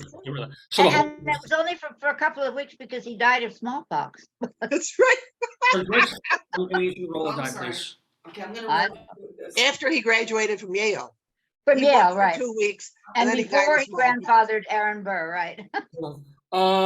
Vicky. No, Vicky. You had me already. Rolled a 3. She just rolled a 4. Elliot. No, isn't, Yeah, it's doesn't a tiny Leslie, steal. Leslie gets a second. Oh, that's This is the me steal. for never. Right, okay. So Elliot, I'll give you the question. I'll read the question to you again, but you have a chance now to get the 2 points. Here's the question is about Calvinist preacher Jonathan Edwards, who on this date preached his most famous sermon, Sinners in the Hands of an Angry God, even though his style was actually quite quiet and methodical. His sermon is considered a classic of fire and brimstone writing about the torments of hell. Which of these is wickedly false about Jonathan Edwards? Is it A, he graduated top of his class at Yale? B, he's the grandfather of Hamilton killer Aaron Burr? C, he served as president, well, we did that one, sorry. Or D, he refused to be vaccinated for smallpox, and he died of smallpox. Whoa. You want the false one, don't forget. Yeah, I just think from the timeline, I'm gonna say B. You're going to say it is false that he is the grandpa Yeah, of Alexander Hamilton's killer, Aaron Burr. Is that your final answer? yes it is. Oh, it's cold in here. Brrr, because wrong answers make me chilly. I'm so sorry, Elliot, no, that is also quite true. So, Leslie Hoban Blake. Flip a I coin. have a chance to do this. Well, the only false one I can think of is, I really like that smallpox one. That's so ironic. I love it. Had Yale started by 1741? I'm sorry, I'm just. And answer that I'm not question. really asking. I'm not really asking. I'm just. It has to be something like, no, he was last in his class, but he still got to be called minister or pastor. I'll go with A. It doesn't matter because nobody else got anything anyway, so. So you're saying it is not true that he graduated top of his class, Right, Yale. Final answer? yes. Well, I guess Yale locks in your answer. That's a little Yale locks joke there, but I have stumped. Oh, it was smallpox. Dump the pound. But here's what Okay, it was happened. smallpox. It's actually really ironic. He was not in great health towards the end of his life. That's the reason he spent such a short time as the president of Princeton. That's what I said, he died of smallpox. Well, but here's the deal. He was pro-vax. He got Oh. vaccinated or inoculated very early in order to like Oh. encourage other people to get, and then he got sick from the vaccine and it killed him. Oh. Because it was before they had the safer inoculation. This was what was the word they used? It was not inoculation. It was a weird was it, huh? Tab. They weren't very gentle back then. Yeah, whatever it was, but yeah, no, he died of smallpox, but it wasn't from not getting the vax. It's from I getting just swallowed down the wrong smallpox pipe. from the vaccine or whatever they were calling it back He then. probably had allergic reaction to something in the vaccine. A lot of people did, which is Right. why they improved the smallpox vaccine to make it much more, so much safer. All right, well, we have a 0-0-0 game so far, so anybody's game. We go to our next question. I'm sorry, Yes? I can't get rid of this. Oh dear. Oh, it's okay. I've had phlegm flying across the room. No, that's not what happened. I swallowed coffee down the wrong pipe. I Wait, can't- no. Here, Les, I've got some hot tea right here. If you can Thank just you very much. Yeah, Well, that'll just throw it at Some me. water, Just throw have it all some over me. water. That'll be fine. Want some water here? Thank you. Oh, you're also good to me. I have my albuterol inhaler in the other room. So. I'm gonna have to get a tissue. Excuse me. I'll be right back. Tissue, I hardly Oh, need poor it. thing. Oh dear. No, I think I have one here. I don't have one here. I should have. I put everything out. Use No, your I'm okay sleeve. now. It's all right. It stopped, but my eyes were. Let's just go. Yes. Leslie, My this question is question. for Let's you. just go. Thank you. This is also a multiple choice question, and it's Okay. for here we go. The year was 1948. Born today in Egypt to Armenian parents is Rafi Kavukian, a folk and pop singer who became arguably the most popular children's musician in modern history. So which of these, oh, poor Les, yeah, take a moment. You're I'm so watching sorry. KXLY Live. Yeah. I'll have to be right back. I'm sorry. Hang on 1 second. So, not sure what that, interesting. So Elliot, we have you for a couple of minutes. So what are you doing now that you're semi-retired? Do you still play golf? I guess you No, must. I haven't picked up a golf club in maybe 10 years. Oh, why not? Well, however, the last time I played golf, the last few years that I played golf, I learned that I played a lot better when I did not keep score. That'll work. That'll Or work. play for money, right? Now, how are you doing, Leslie? Are you ready for your question? I think so. Yeah. Cool. All right. The year was 1948. Born today in Egypt to Armenian parents is Rafi Kabukian, a folk and pop singer who became arguably the most popular children's musician in modern history. Which of these is true about this quote unquote global troubadour? A, the song, excuse me, now I got it. The song Baby Beluga was actually inspired by dolphins, but Rafi thought beluga whales made the song and title more memorable. B, he has a non-children's album titled Adult Entertainment. In 2012, he released the single Marching Forward to support the re-election of President Obama. Or D, he sold out 2 weekend matinee performances at Madison Square Garden and might have done more, but he refused to schedule shows at night. Only one of these is true. That's tricky. Oh, only one is true. Yes. And this is Leslie's question. I know. I was just Oh, repeating no, it. I know. Oh, Leslie got on mute. Unmute your mic, please. You can There we go.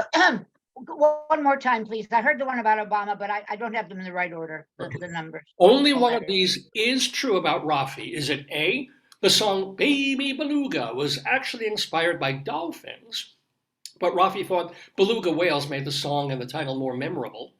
B, he has a non-children's album titled Adult Entertainment. C, in 2012, he released the single Marching Forward to support the re-election of President Obama. Or D, he sold out 2 weekend matinee performances at Madison Square Garden and might have done more, but he refused to schedule shows at night. I think D is true. Okay, let me just put my tea down for a moment. Is that your final Yes. answer? What were you I'm showing trying to me? cheat. No fair cheating. You went on the sidelines. Well, OMG MSG. That is not the correct answer, I'm afraid, Leslie Hoban Blake. It's not true. I'll give you all He the. also sang the song Banana Phone Really? and is known for vocals, guitar, and ukulele. Oh, well, who isn't? Yes. Well, who isn't? Joyce, I need you to roll a die. Oh, sorry. Leslie, I thought for sure that was the answer. Well, Well, then roll a you 6. That get was a Leslie's chance. choice. You get a chance to guess, though. You see, I'm done. I'm out. So we got what? Oh, she rolled double ones. Hold on. How we doing? We got 3 in there. So Yes. 3.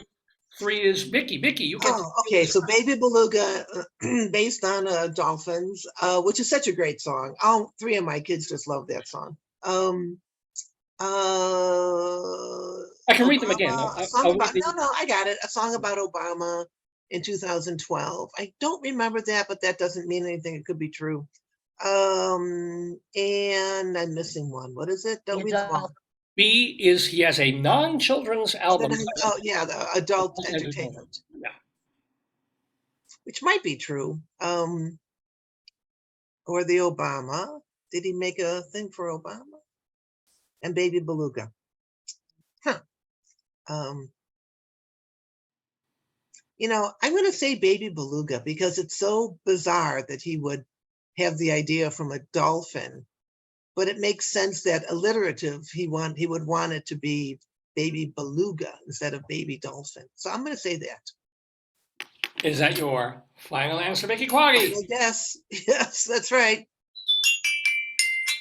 Well, Vicki, I'm sorry to come off like a Moby Dick, but this is not the correct answer either, I'm afraid. So, Elliot Gluskin, you have a 50-50 shot at putting 2 points on the board. Flip a coin, Elliot. Because of the dichotomy of what he's done, I'm going to say the B. It's the one where he did a non-children's album. Called Adult Entertainment. Is that your final answer? Yeah. Leave it to the man who worked with me at Playboy magazine to get Adult Entertainment right. That is correct. Rafi actually has a few albums for grown-ups, but his first one, I think, was called Adult Entertainment back in 1977. Let me give you some, and I'm putting 2 points on the board, by the way, for Elliot, so yay. The Baby Beluga song, he actually saw a whale at an aquarium and he fell in love with it. And then he started learning more about how endangered they were. So it was always about a whale. It's all about a whale. Yeah. In 2016, he wrote a song called Wave of Democracy, which was to support Bernie Sanders as the Democratic nominee. Also a vegetarian. He's a vegetarian, okay. And he could have played Madison Square Garden, but he turned it down because it was too huge and impersonal for all these kids who would come to see him on TV and hear his music. And you know, who is this dot? So down? where did he finally play in New York? Any place? He probably played places like, I don't know, maybe Town Hall or Radio City or Well, wherever. the Beacon, I guess the Beacon would be smaller. Yeah, much. Well, anything's going to be smaller than MSG. I mean, what was that, 50,000 people back in the day? It so says, look, your New York Magazine, why the king of children's music is taking on Trump. So apparently he's political. Oh, yeah, well, he wrote a song for Bernie Sanders' campaign, Yeah. yeah. So that's Rafi, and that's 2 points for Elliot Gluskin. Congratulations, Elliot. But it's great when a new person playing the game gets on the board, because it's not any, the game is ridiculous. So getting any points at all for anybody He said it. is an achievement. You know Hey, who David. his spirit animal is Melvin- Moisha Claus, yeah. That's Moisha is guiding you. He's channeling Hey, Moisha Claus. David. A related piece of trivia. Yeah, Billy Joel's song about Allentown yeah. was never about Allentown. Oh, what was it about? It was about Bethlehem, but Allentown fit the Oh, sounded better. flow a lot Living easier. here in Well, it's the same scansion. It's Bethlehem. living here in Bethlehem. No, Allentown is better, yeah. Yeah, It's and just- I'm coughing up these gobs of phlegm Yeah, so there you have it. because pollution's going in my lungs. Allentown was My pretty dumb- damn rough. I remember playing very near there when we went to Allentown because of the song, and it was like, get it. I mean, there was nothing there. Well, apparently it's come back. It's pretty nice. Well, Elliot- everything's that's come what- back at some point, but this was back in, the dark ages in the last century. my family's from a mining town that the town actually burnt. So there's open coal mines that swallowed the houses, and they have nothing. It's a Oh my God. They don't live there Yeah. anymore. I mean, they lived there 40, 60 years ago. and Not, the way yeah. that they would bring home, like, I think my great-grandfather, people when they died, the miners would get crushed, they'd take them from the mine, they'd bring them in the house, and they'd lay them out, and then they'd go in the mine the next day. It was, But the nice thing Oh was my at God. Christmas, yeah. the kids would get lumps of coal, and it was a good thing. It was like, really oh, there's coal, yay! No, it was that life is some of those towns are hard living. Yeah. Well, Don't you remember that, or they told you that? I'm sorry. I don't remember. she was born in Queens, so they were already. Oh, okay, thank you. I couldn't imagine, something like that happening in your I lifetime. have Okay. all the death certificates that say like cause of death. It's like crushed to death, right? It's like Oh, God. yeah, they're in Colorado in my stuff. Yeah, I have all the family records about all of the. My cousin Joseph sent it to me, and most of the, Weirdly enough, yeah. she has my death certificate pre-prepared. No. Says crushed by pillow. No. Suffocated. I'm seeing it. I'm just would never waiting. hurt you. I love you. I could never hurt you. Anywho, I just likewise. say no. Killed by bad humors is what it says. Bad humor. So, Died of bad humors. well, we have some good. I feel good humor here because I get to give Elliot his own question. Ooh. So Elliot, you Come were. on, Elliot, you've Come on, got Elliot, you can do it. this. So You can if do you it, get 2 more points, you'll really be in the series league. We're a non-competitive group. Well, yeah, it's not that kind of a. There's no prizes. There's It's nothing. not Jeopardy. Let's put it that There's way. a prize, there's a crown, although it seems to have gotten lost in the mail. You're not the new Pat Sajak, so I don't want to tell Yeah. you. And now let me tell you, I it want, does David, get. I want your crown, the one with the eyes. Oh, you saw that on my Oh. 900th episode. It's up in the cabinet. It's all the way up there.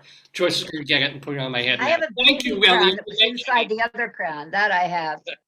But I sent it to David, I swear to you. I Well, the did. problem It's is not David lost in the mail Sheward, then. he didn't get it by last week, and now he's roaming around Greece. Gone, I Sending know. pictures of like Athens and the Acropolis. So anyway, here's what Elliot was trying to award this on the Yeah, I know, we saw that last week. Vicki didn't see it necessarily. I love that. Thank you. It's And Joyce designed it. Elliot, I have a question for you. It's a trivia question, and it is not a multiple choice. So, but answer in your own words if you can. Whose words would he use? The year Somebody was else's words. 1957. It happened in Pugwash. Oh God. Yes, on this date, an idea by Bertrand Russell and Joseph Rotblat Ooh. came to fruition in Pugwash, Nova Scotia. Since then, every year or 2 or 3, they do it again in places like Berlin, Seoul, Nagasaki, and in 2020. On July 8th. Yes, today. I don't know if they're always on July 8th, but the first one Okay. in 1957 was July 8th. And in 2020, it was in Doha. What was and is the point of Pugwash?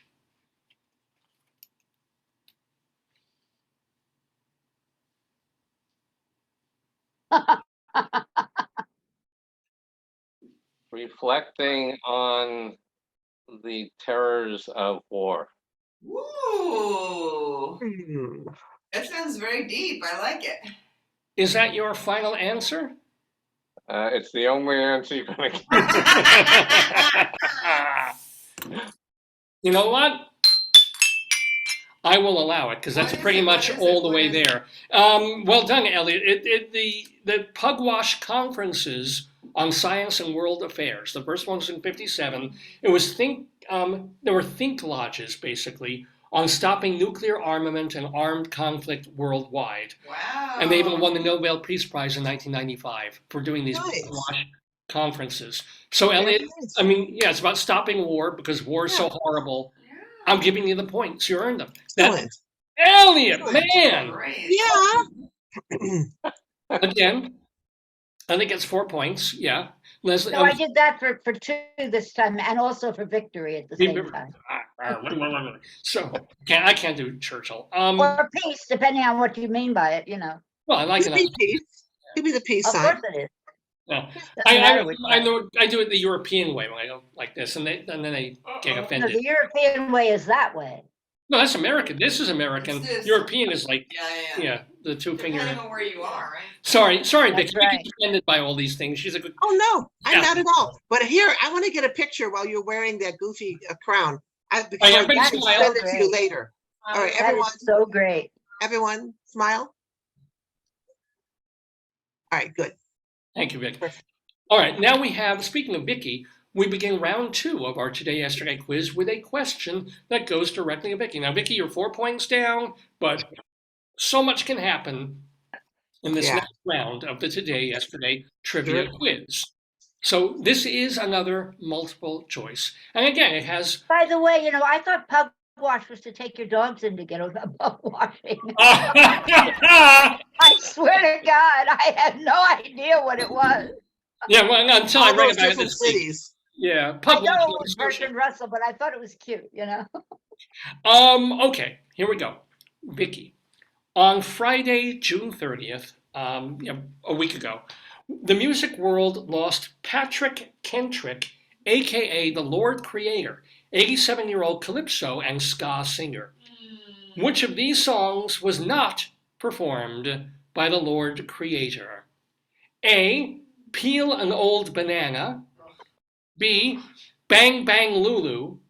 C. The Cockhead. Or D. Big Pussy Sally. They're all No so- idea, none God. at all. You better guess this because I don't want to have to try. Peel a bad banana. Peel an old Old banana. banana. Peel an old banana. Peel an old banana. That sounds like it might be. Okay. Second Bang one Bang is Lulu is Bang Bang Lulu. C. Possible. The Cockhead. Or D. Big Pussy Sally. Big Pussy Sally. Which was Jeez. not. Which is not. Only one of these was not a song by Oh my God, written that and performed by poor the Lord man. Creator. That poor man. I'm going to do the cockhead. Yes, but what is your answer? I have no idea. That's it. Are you going for C, the Cockhead? I am. Okay. Oh, it's too damn hot. Come on. Too damn hot. I know. Well, I'm afraid my head is down for you, Vicky, because Cockhead is not the correct answer. It was just a guess. So, Joyce, can you roll a die? I'm sorry. Turning around, I believe a little girl Two. in Kingston Town. Okay. No, nobody has two. Oh, I three, got three. three's No, Vicky. he has 4, and the rest of us have nothing. Oh, No, they're rolling a die to see who gets to steal. Oh, don't you love it that David's head is the other 0, Vic? Did you notice that? Look, I did. 4. Elliot, amazing. Okay, Elliot, let's do it. Come Steal on, it. Elliot, get 6. Go ahead. Come on, Then we'll steal it. stop the game. So which of these, Bang, and bang, right boom. for Calypso, actually, I'll read them again. Lord Creator died about a week ago. Which of these was not a song of his? A, Peel an Old Banana. B, Bang Bang Lulu. Or D, Big Pussy Sally.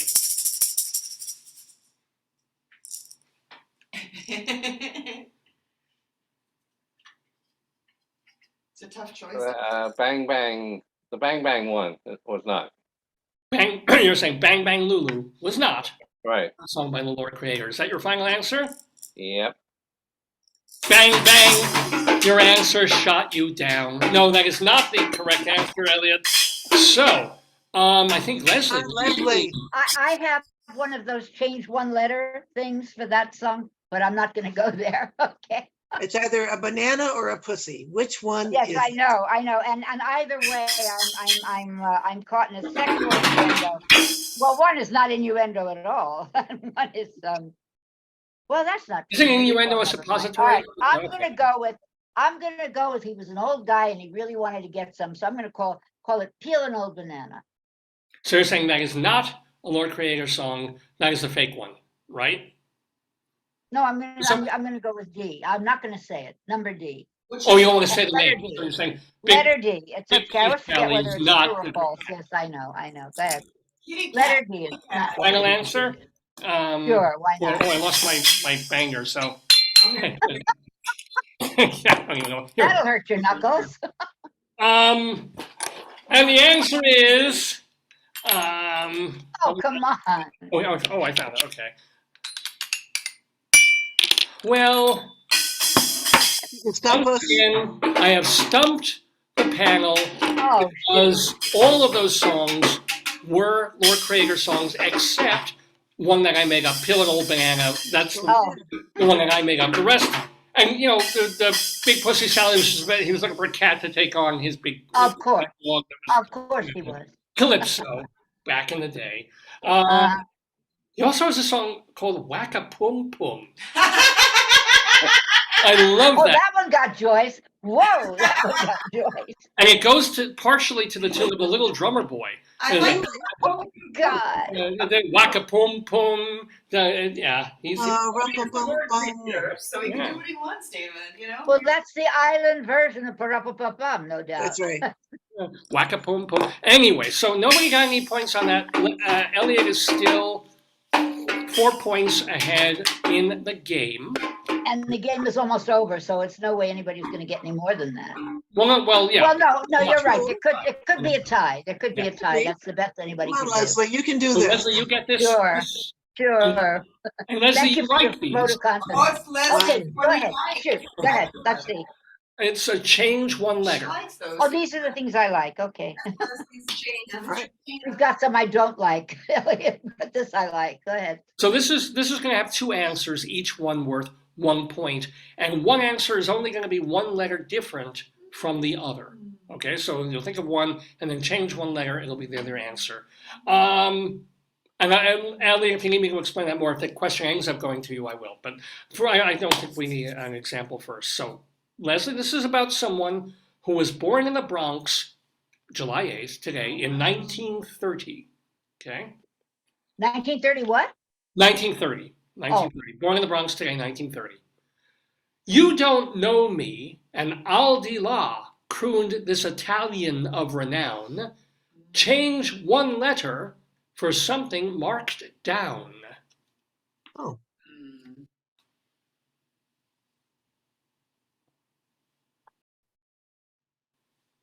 I remember the song. yeah, Delilah. All Such a right, beautiful song. So I need a second. I need a second, guys. I need a second. Oh, okay. Sale and Dale. Well, again, Sale and Dale. Sale and Dale. Whoa. Is that your? Or is it? Wait, is it? Is it? Isn't there somebody named Jerry something or other? Oh, it's not spelled that way though, I don't think. Are you thinking Jerry Vale? Oh. She's giving me hints. I'm happy with that, but no, I'm happy to take them, but I thought I was right. She's right. Well, It's so Jerry what Vale. is your answer, Leslie? Well, now it's going to be the right answer. Vale and Sale. That wasn't fair. Is that now your final answer, Leslie That Hoban? is now my final answer. Yes, I'd be stupid not to take the hint. Well, I really should Gave spit. me the answer. Yeah, Just give me Because one Dale, I point. don't know I was who- wrong. yeah. Just give me 1 point. I was wrong on the Dale. It was Vale. You're right. You know what? I'm going to give that point to, but the problem is that Give that point to Vicki. Absolutely. Vicki earned that point. Absolutely. she did. So Leslie gets 1 point for sales. Oh, thank you, I would have been Leslie. wrong anyway, so you would have gotten a chance to do it anyhow. And it But was thank you, Jerry Vicki. Vale.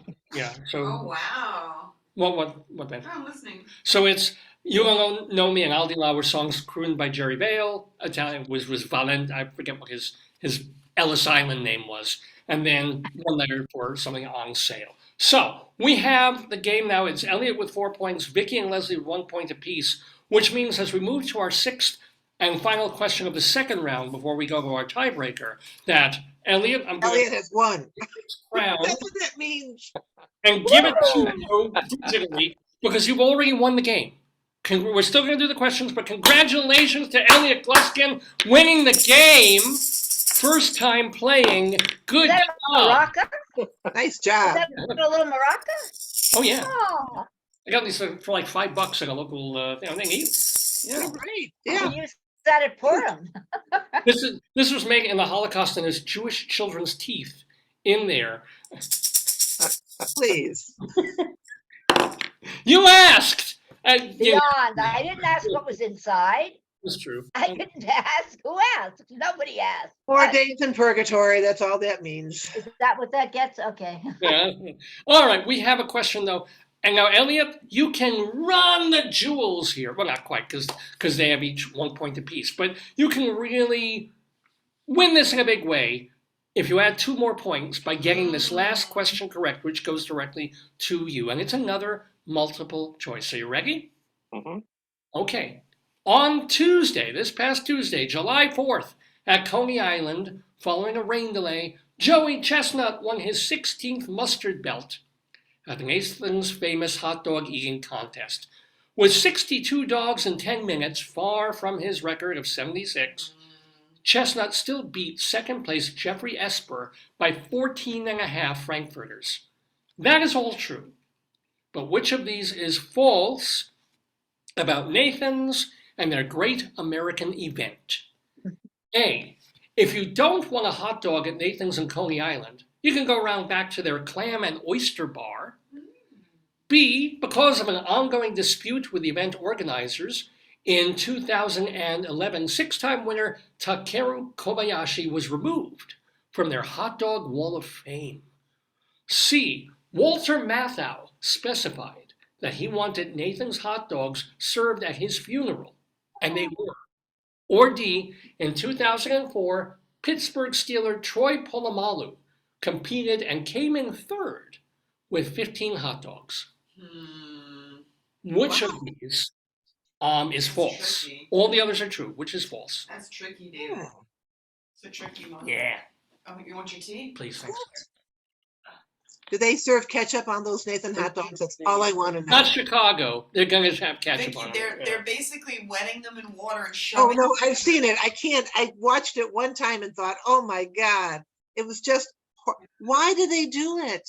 Because it goes down easier, doesn't No, it? no, why do they even have this Oh, contest? I thought you meant, I thought you meant No, why it's did so they dump horrible. it in water?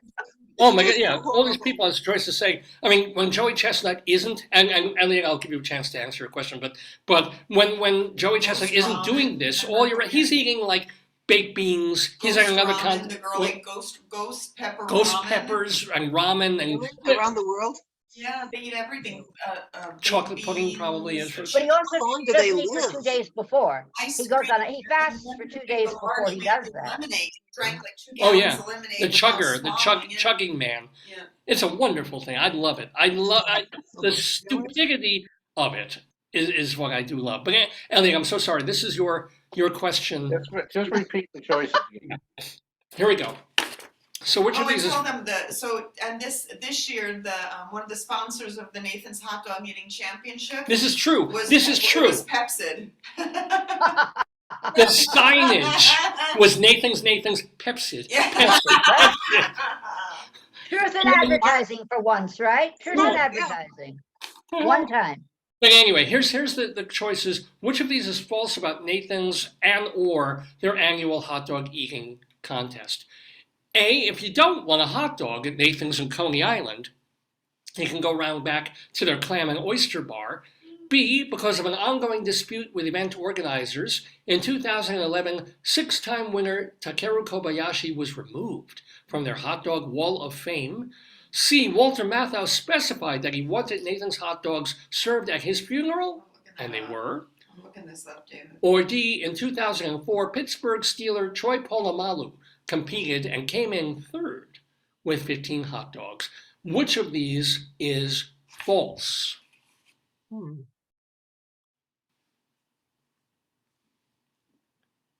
I'm going to say D is false. Which is, I'm sorry? Troy Polamalu's coming in third. I'm going to say that's false. Is that your final answer? Sure, why not? That's always my answer.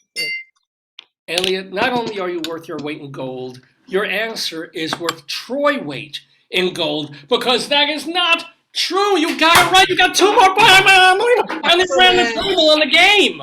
Oh, just about. Here's You get him so excited, Elliot. yeah. So Nelson Rockefeller said no man can be elected in his home state, New York, without being photographed eating an Nathan's hot dog. Of course. Today it's pizza, though, not a hot dog. Today it's pizza. Nixon, Henry Cabot Lodge Jr., and the Attorney General, Louis Lefkowitz. Yeah, no relation. But by the way, I want to give you the actual details on this.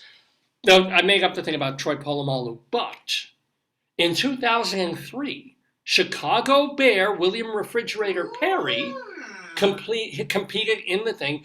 In the qualifying round, he downed 12 hot dogs, but in the actual event, he ate like 4 of them.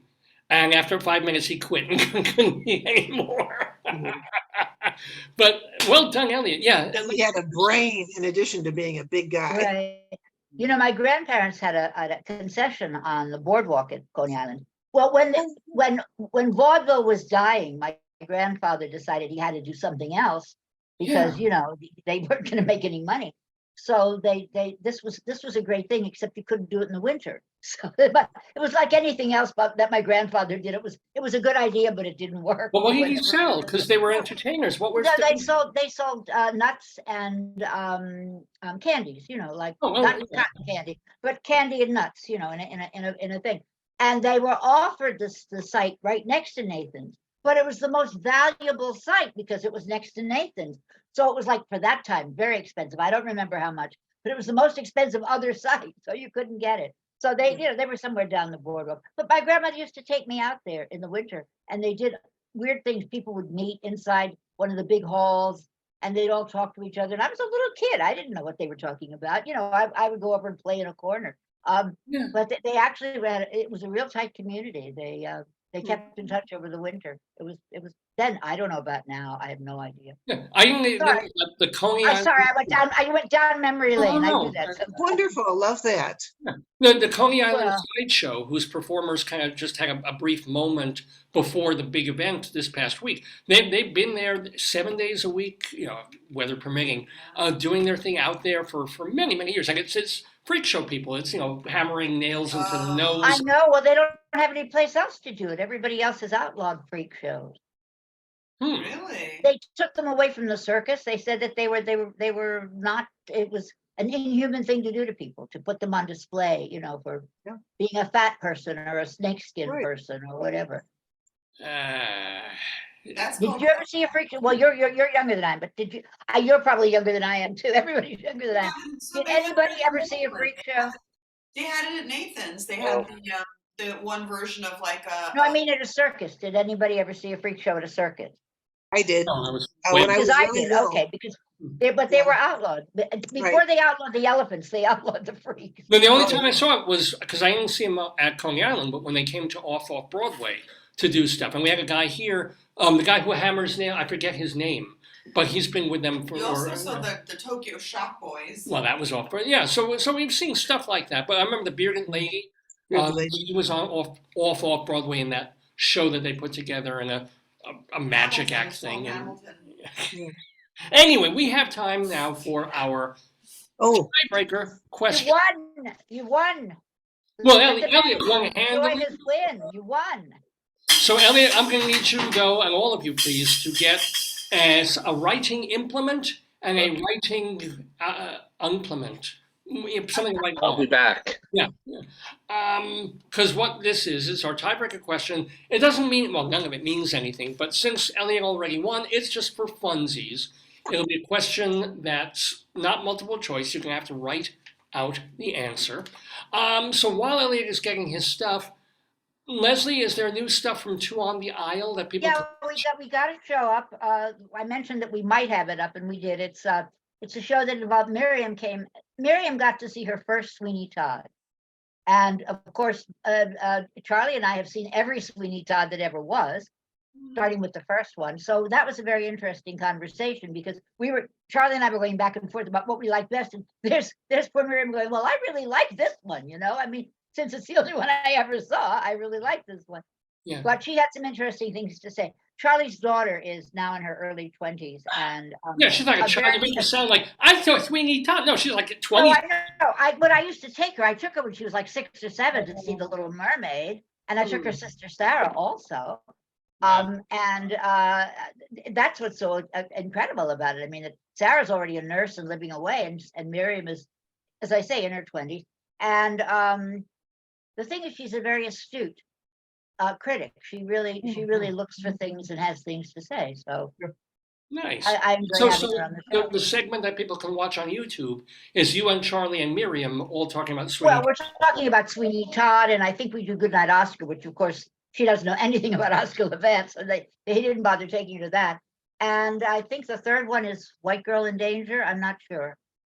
Cool. Okay. That's an awkward title though, because I was sitting at the bus stop waiting for the bus with 2 very pleasant middle-aged Black women. And I was talking to someone on the phone and they said, what are you seeing? And I said, White Girl in Danger. White Girl in Danger. And then I thought, oh shit, that sounds like some weird code. And I'm sitting there, I didn't know what, I wanted to say, no, not me. I'm not, it was a very awkward moment. Not meant to be, just happened that way. Anyway.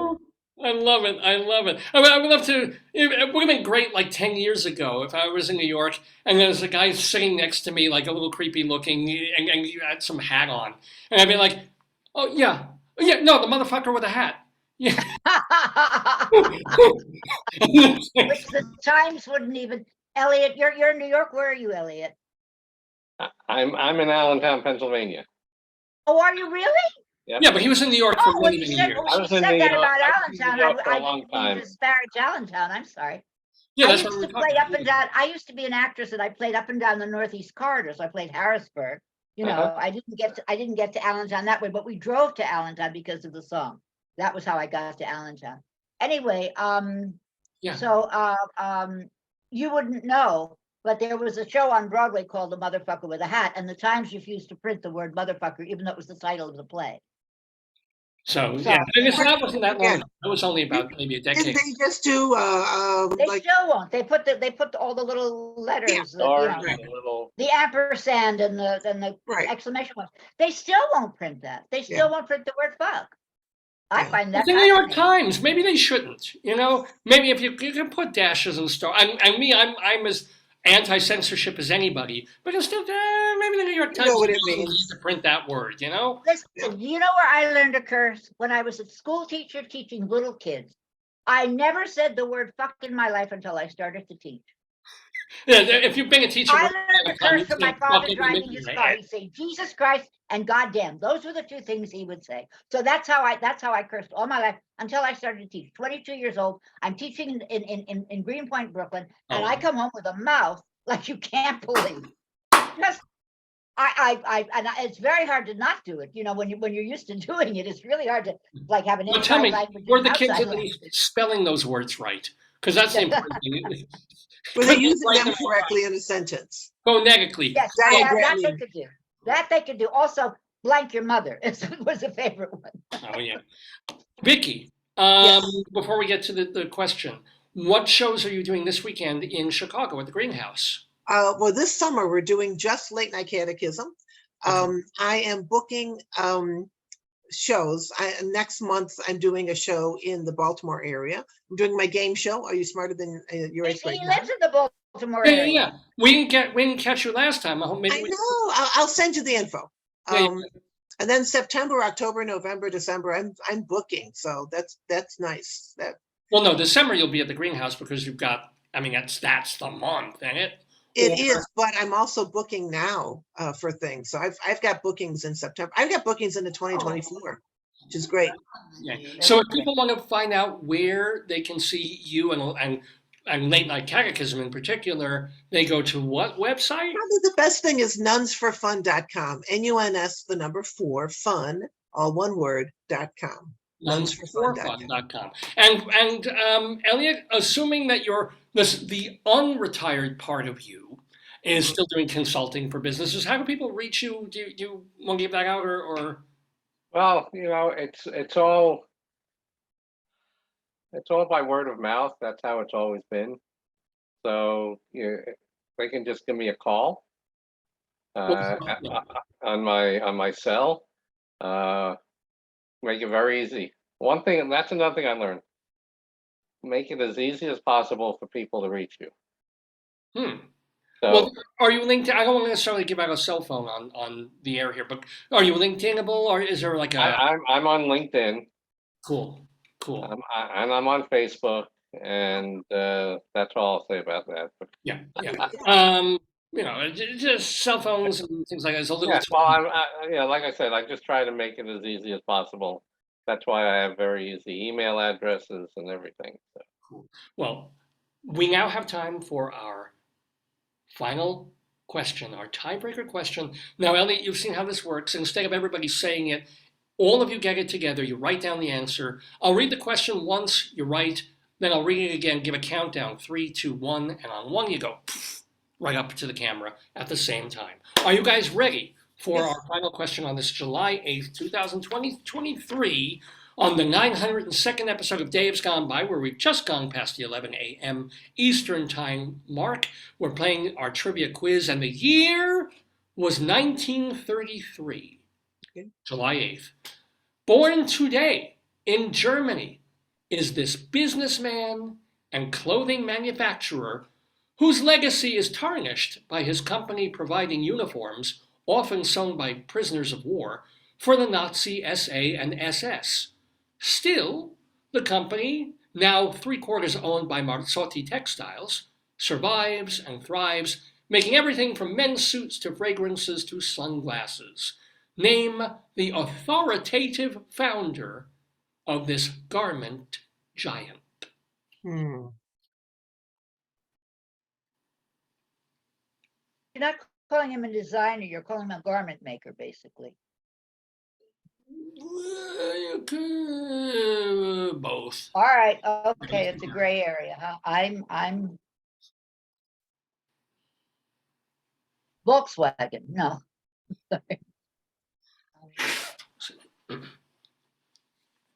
God bless you. Yeah.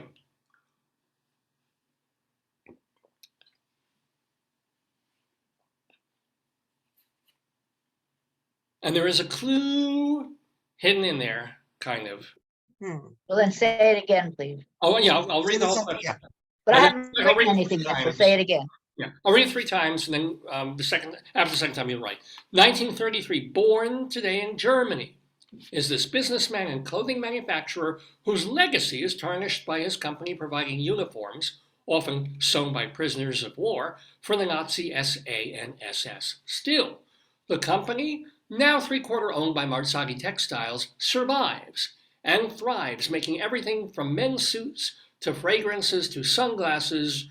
Name the authoritative founder of this garment giant.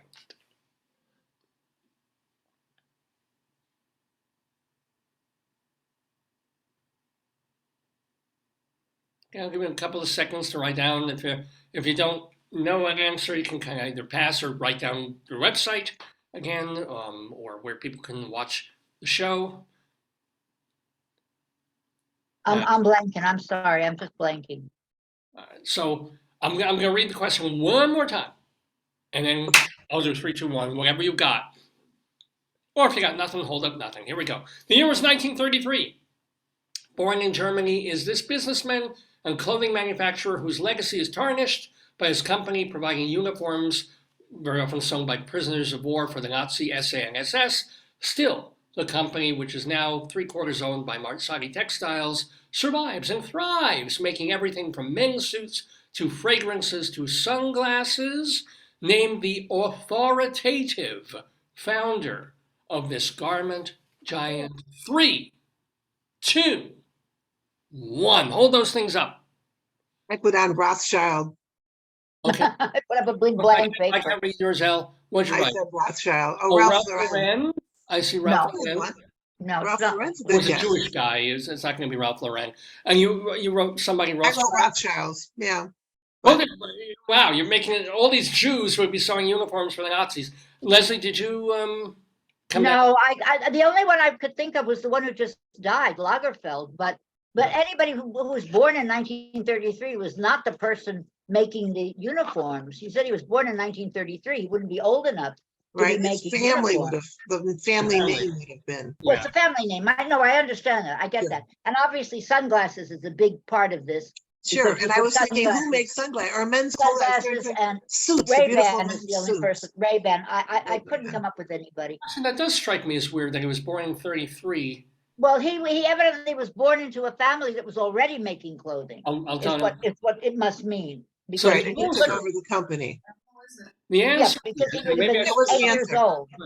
it was authoritative. What is Oh. something that's authoritative? A dictator, a leader. A Lederhosen? work environment. Boss. Boss. Boss. Hugo Boss. Hugo Boss. Oh, Yeah. I Hugo Boss didn't even too. know that was German. I never knew that was German. I didn't know that was German either. Hugo Boss. I didn't know that. I'm sorry. Right. So I guess it was his company, because if he or his family's company It that had to be his family's Had to company. be. Company.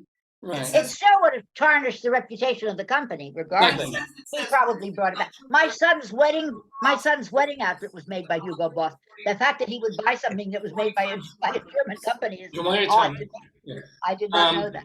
It's the company. So after it was a denazification, but the company sells. It was founded in 1924 as a company. Right, So of by course. the that Nazi makes sense. period. So, but why would it have been? You know, the Nazis He were was signing part of the- he contracts was with part little of the- Hugo he was- Boss. Oh, you know what? I confess to a mistake here. On some, Oh, Hugo Boss was born in 1885. So I don't know where I. oh, Oh, 1885. so the 1933 is not part of Yeah, this at all. You're- I still wouldn't have known the answer. Oh, he was horrible. Oh, great. He looks like a German Alfred E. Newman. Does. Yes, he does. Exactly. But I'm Very- totally wrong very about the year. proud. That's why. If he's No, I still wouldn't have known because I didn't know Hugo Boss Oh, was a fine. German Thanks a company. lot, David. I Yeah, know, right. I know. It's all your fault. This is the second week in a row where I screwed up a Yeah, question. Leslie and I would have done better. That's right. We would have together. We would have helped each other. I Oh, never got a chance to help you. Silly.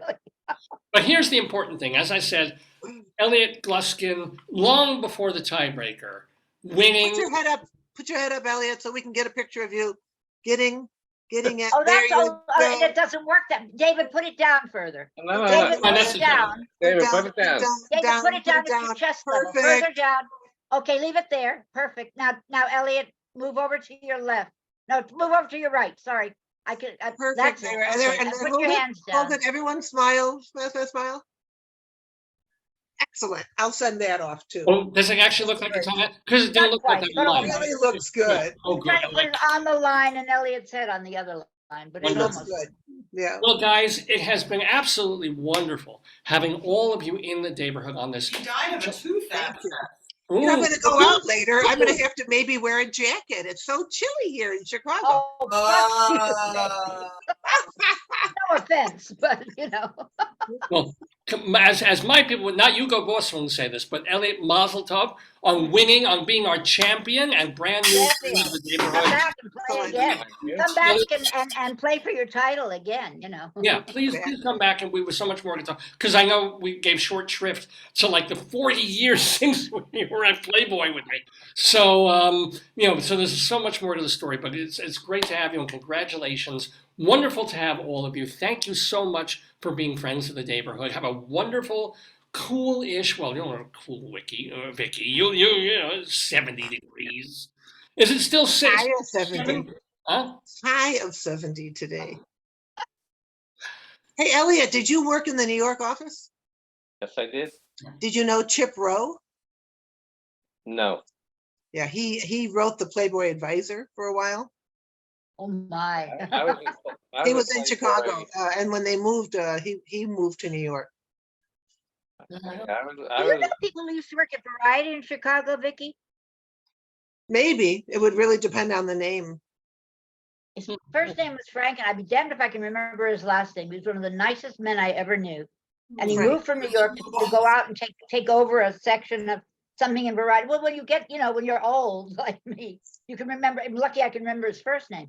But he was just a sweetheart of a guy. I'll try to We think. kept in touch for a while, and then I lost touch. You know the way Yeah. things go. Well, I'm not I going just to wondered lose touch with all what- three of you guys. I'm thrilled that you were in the Daverhood today, and I'll see you all soon. Everybody wave kisses. Wave kisses. Whatever Bye. that means. Bye-bye. Have a wonderful week. Bye-bye. Done. Oh, I won't be here next week. Oh, you won't be. That's right. So I'm going to visit my kids, and I'm going up to see Lauren Yarger in Oh. Connecticut. Lauren's producing a play, so I'm going to go see that. So we won't have Leslie next week. If we have a quiz, Vicky will let you. You let us know. We'll let you know.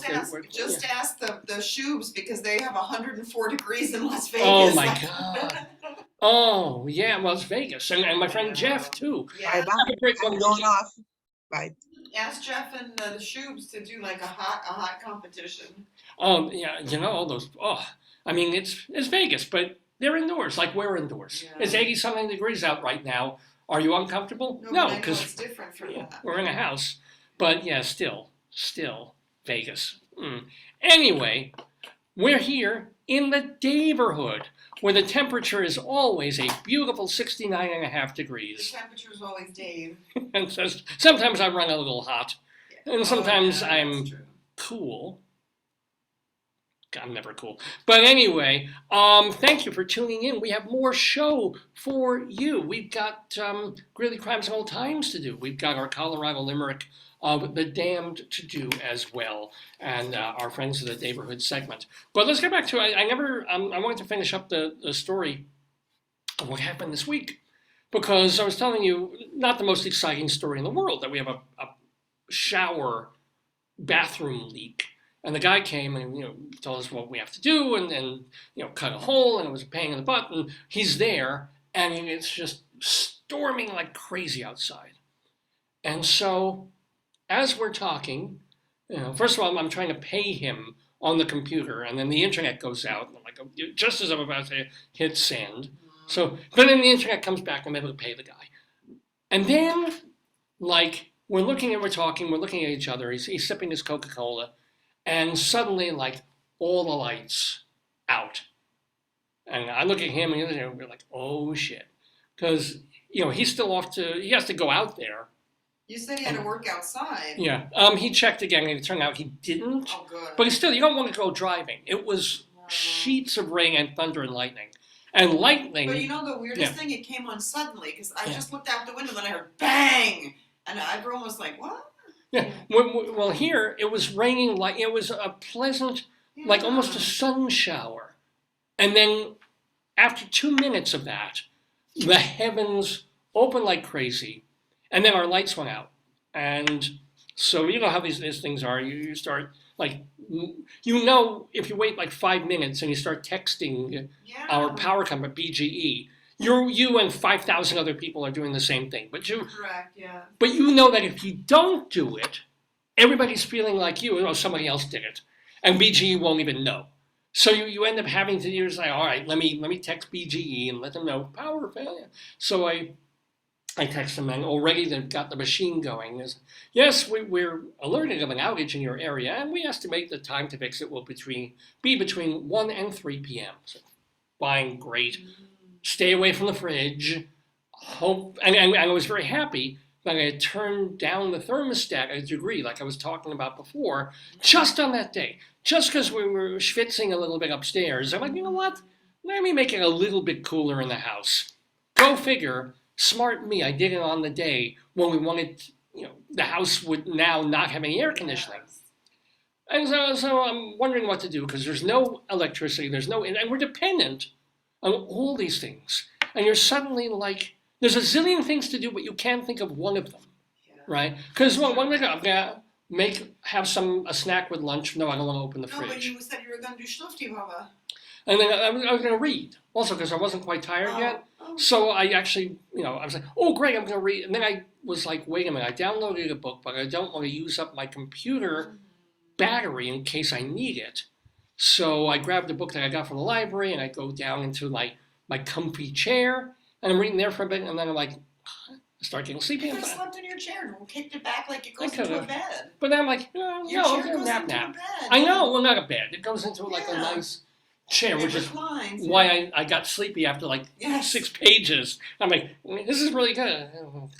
So I'm like, okay, I run upstairs. Okay, I'm gonna nap, which is a wonderful thing to do any afternoon, but certainly on a blackout day. It's certainly like, hey, there's no electricity, nothing to do, and then it's getting on towards 3 o'clock, and I'm like, there's nothing, and now I start texting them, or Oh, checking yeah, the yeah. BGA thing, and they go from we estimate your thing to being, to having, Joyce has some serious black and blue marks on her Or leg. I'm there. I didn't punch you there.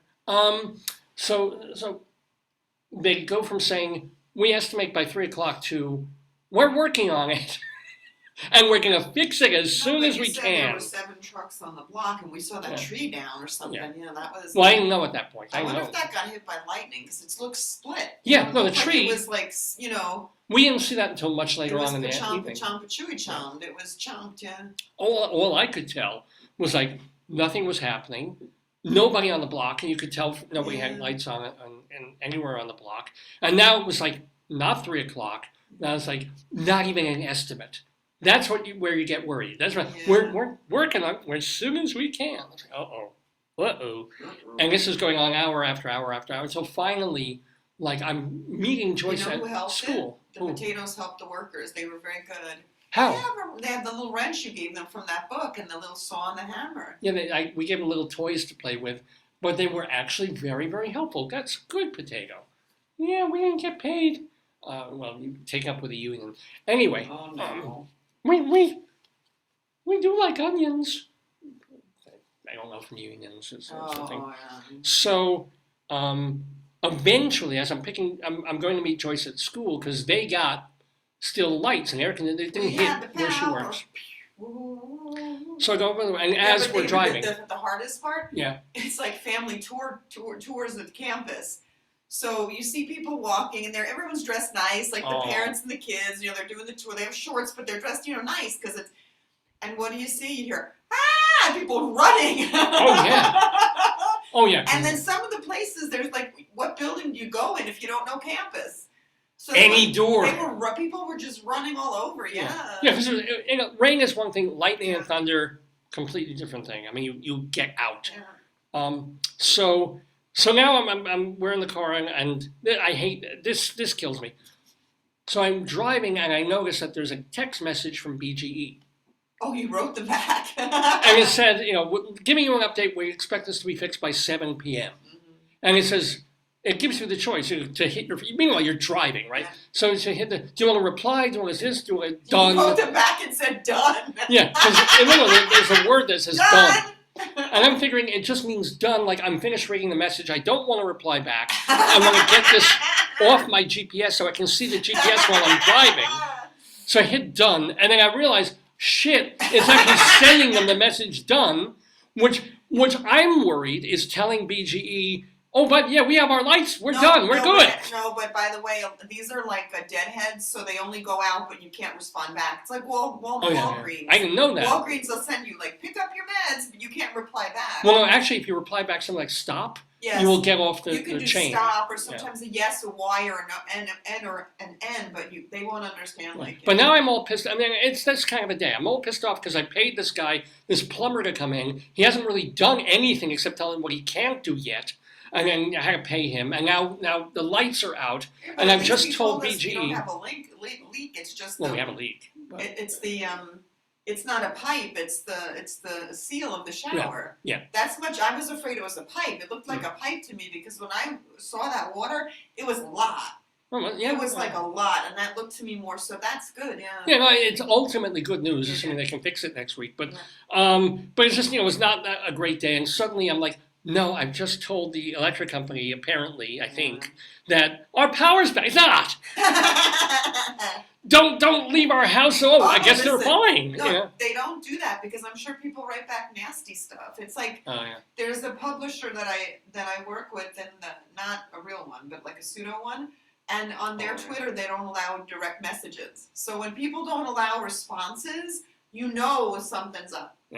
Well, and also, first they're telling us 3 o'clock, Yeah. then no, then 7 o'clock, and it wasn't until it worked out very well because in 5-6 hours your food doesn't go bad in the fridge, and you're okay, and it didn't even get that hot in the house, which was kind of nice. So by 7:30, suddenly it was like, oh, yay. You hear that. The first thing you hear is the microwave. Go beep, and they go. Oh. Because when we got home, it was still off, right? No, it was on. Oh, by the time we came, We went for food, and remind That's me right. never to get that spicy soup. I don't like spicy, but that butternut squash soup was wonderful because I had a headache, and that butternut squash, like, I didn't know what to get, so I got a little one of each. But next time I'm gonna try them, and then I should have got a bigger butternut. Well, next time you It will. was Yeah. delicious. Yeah. Yeah. But no, you're right. And you found another Chinese food place. The Yeah, it was Kung Fu, right? good. Kung Fu food or something? There's that. I swear to God. Is it really named that? There is a Chinese restaurant about 1.5 miles from the house called Kung Fu. Something. No, it's Bruce Lee. It's the Bruce Lee Kung Fu. Look, yeah, or something like that. Kung Fu or Bruce Lee, one of them.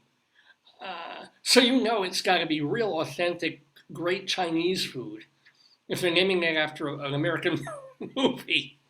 But it actually turned out to be very good. We brought the food back, and the lights were back on in the house, and things, thank goodness, were working. We have to reset, by the way, Is it Kung Fu Sushi, Kung Fu Szechuan, or Kung Fu Kitchen? good Lord. It's either Szechuan or Kitchen. Yeah, it's Kung Fu Szechuan. Yeah, it was good. It was absolutely good. But we've avoided going there because really, you really want to go to a Chinese restaurant calling it some 98 Kung Fu. people gave it 4 stars. I'll look at the But rain, and when Joyce and I came back. They said you should get the braised beef noodles. Ooh, nummies.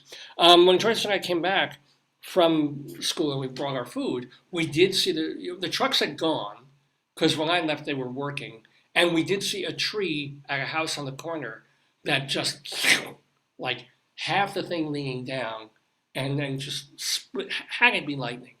That wasn't even wind. Had it be lightning, just go zap.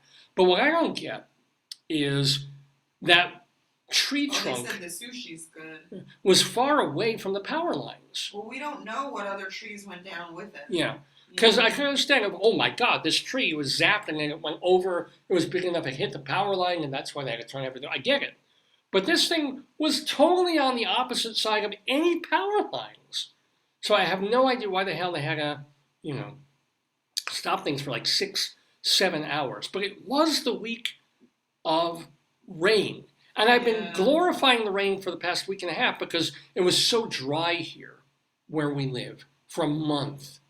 The lawns were dead. I'm very confused. Yeah. Somebody did a review of the restaurant, but they have pictures of a toilet, and I can't open it more without. I would say that's a bad review. Yeah, no, but If they're doing a review of a restaurant and they're showing a picture of a yes, toilet, I don't know what that is. That bad? that's probably not a 4-star review. Good God. Excellent. Is that the restaurant that I just went to? Yes.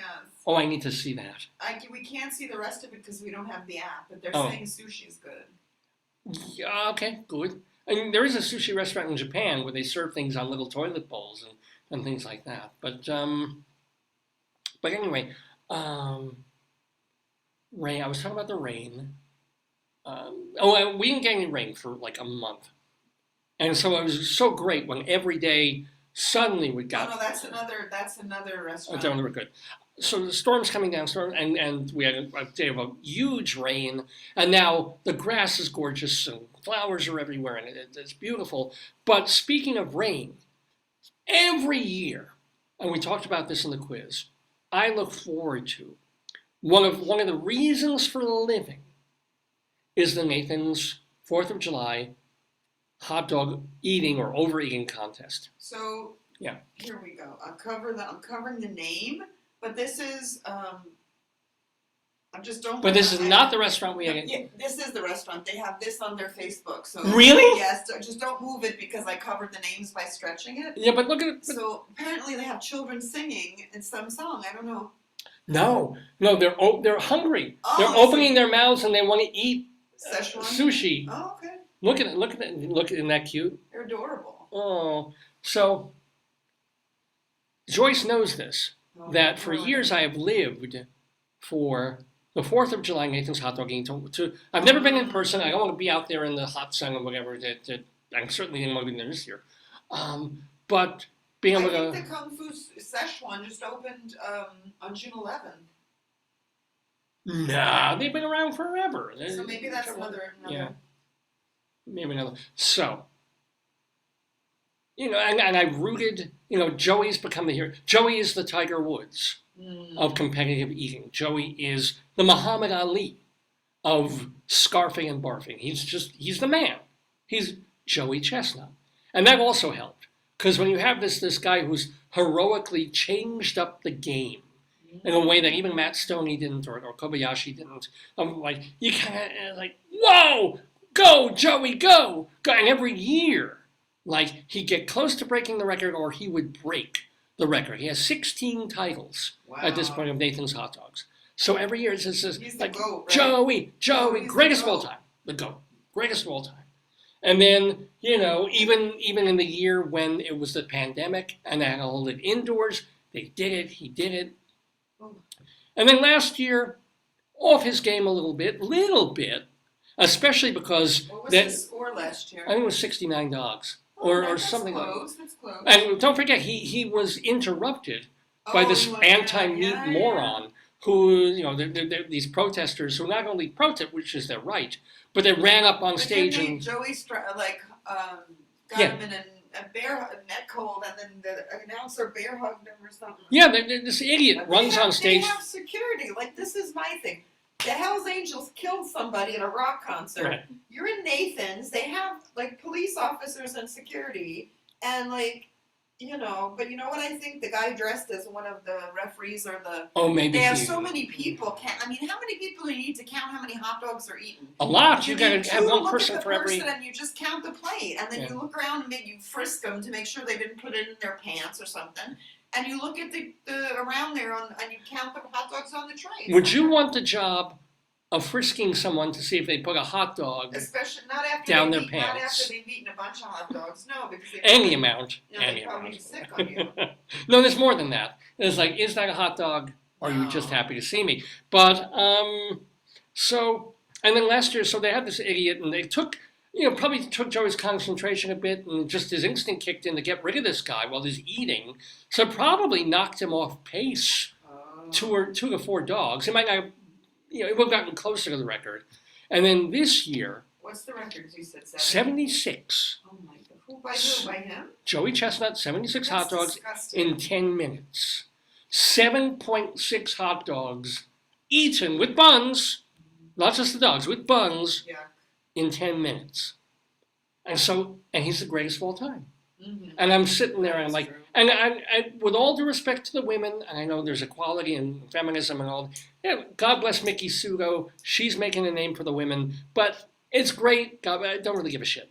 Because when the men's are downing 70-something hot dogs. But also he gets more of the if you look at Joey, he gets more of the publicity. He really, they the guy said he was from creation in the dawn of time, Joey Chestnut, so they give him a lot of. Because if Matt Stoney had a day, it'd be Stoney. If it had been, Yeah. if that's true. Kobayashi had not had a falling out, Yeah. That's true. even though he's Japanese, we would all be like Kobayashi, Yeah, Kobe, yeah, Kobe. But it was Joey. Joey, with those amazing, that mouth of his, the teeth hanging down here Yeah, and but up Nathan's teeth is there. owned by a Chinese company. Is it really Yeah. now? Wow. Wow. So I'm excited, but I'm figuring, nah, Joe's getting a little older. Every year he's getting a little bit older. He may not have the fire so much anymore. And it was also just How so. much does he win?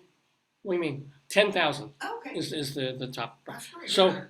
yeah, I mean, you figure with what he brings to Nathan's, Yeah. they could probably make the top pot Yeah, a little bit more. higher. It's like 50,000, but it's divided amongst all the whatever. So How do you get to be a competitor? Maybe I'll sign you up. I think I Some of would those guys eat like 12 hot dogs and that's it. I would finish 3. I would manage like I'm gonna 1 in say- 2 minutes. The next one, the next 3 How do you minutes, become a competitor in Yeah. Nathan's hot dog eating contest? because you have to qualify. They All do have a competitors qualifying must round. be, 18 and over. Yeah, Oh yeah, 4 qualifying events. 4. Holy yeah. What are they? I don't know.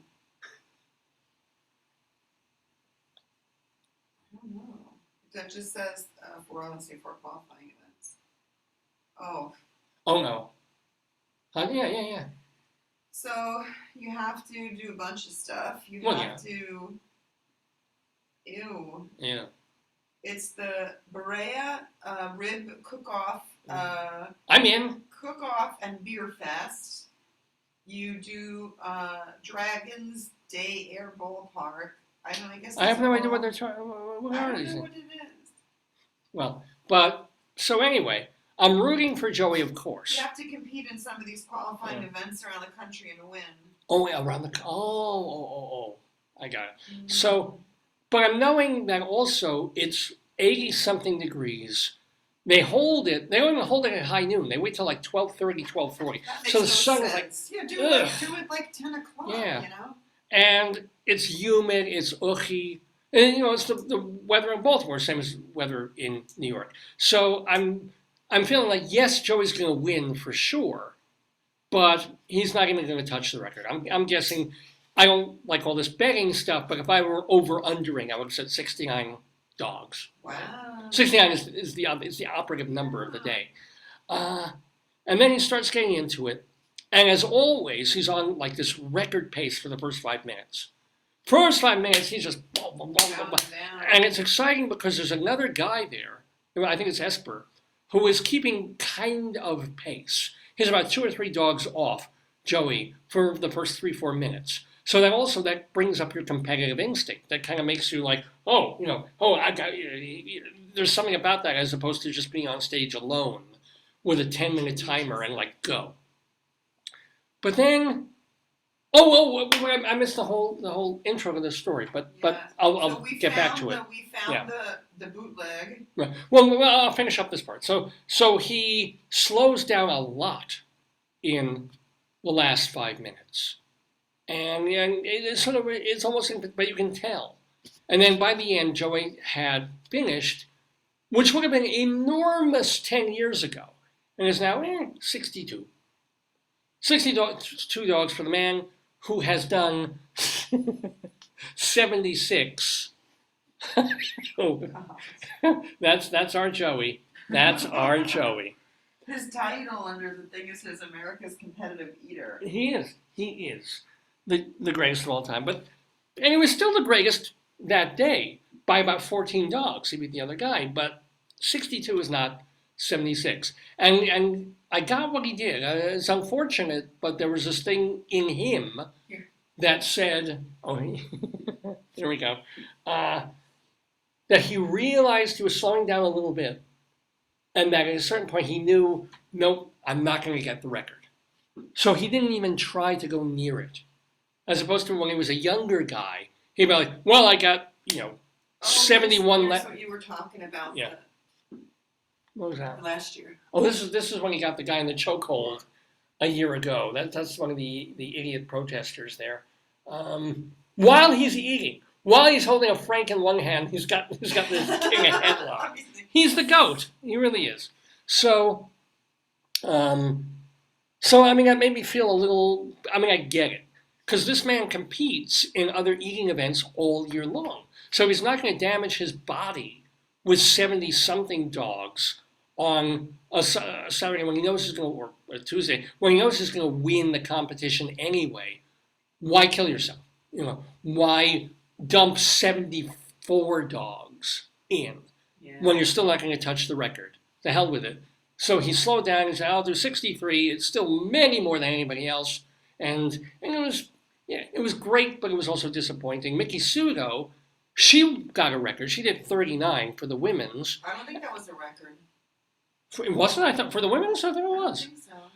And the thing was, she slowed down only because she got distracted by another woman Intestine. eating near her. And she probably could have done 41 or 42. But the thing was, before the men's, we're all excited. You know, how do I get to watch this? Because we don't have cable TV.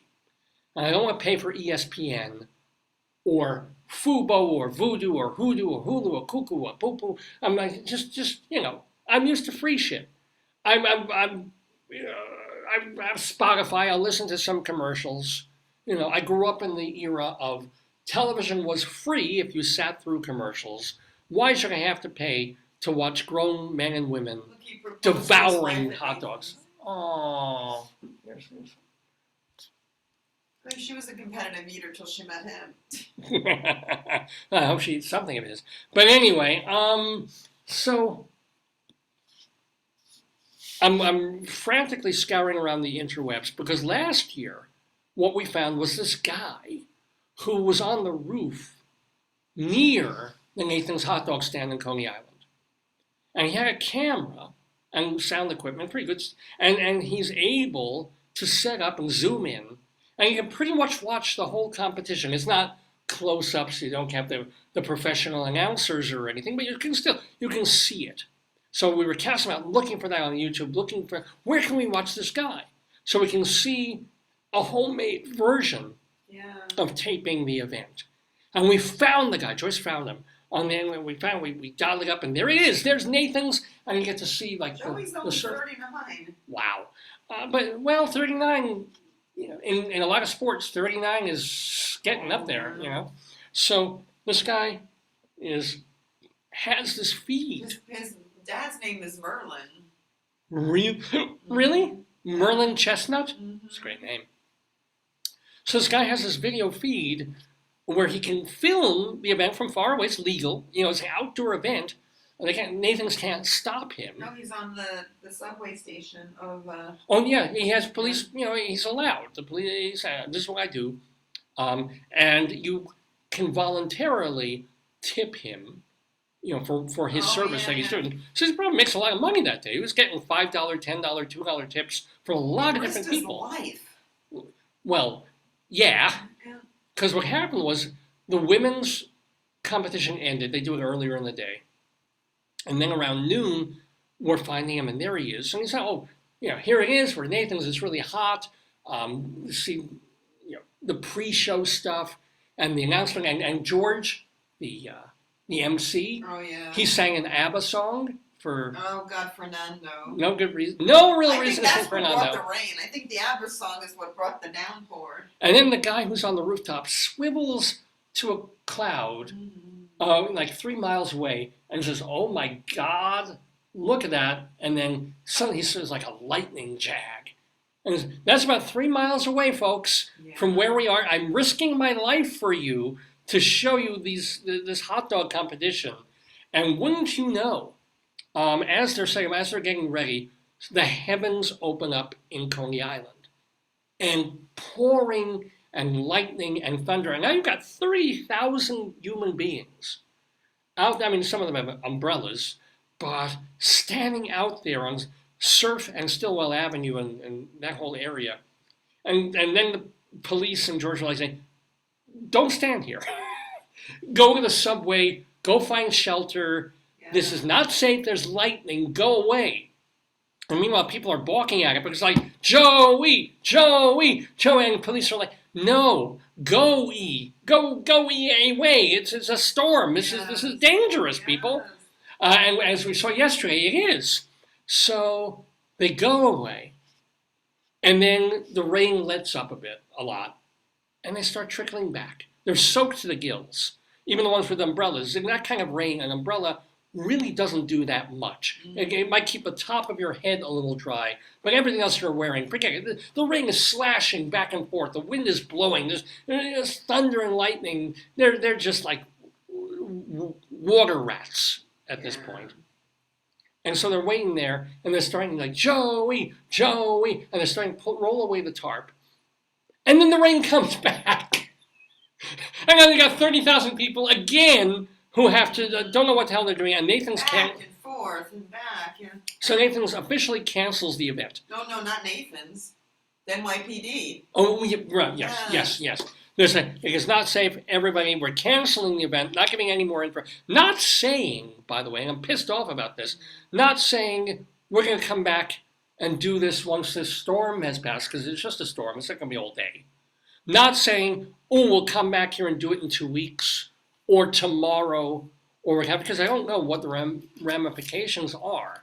Because it's not a simple thing. All these competitive eaters, some of them have other things. First of all, some of them have day jobs. There's a thing called Major League Eating. Major League, yeah.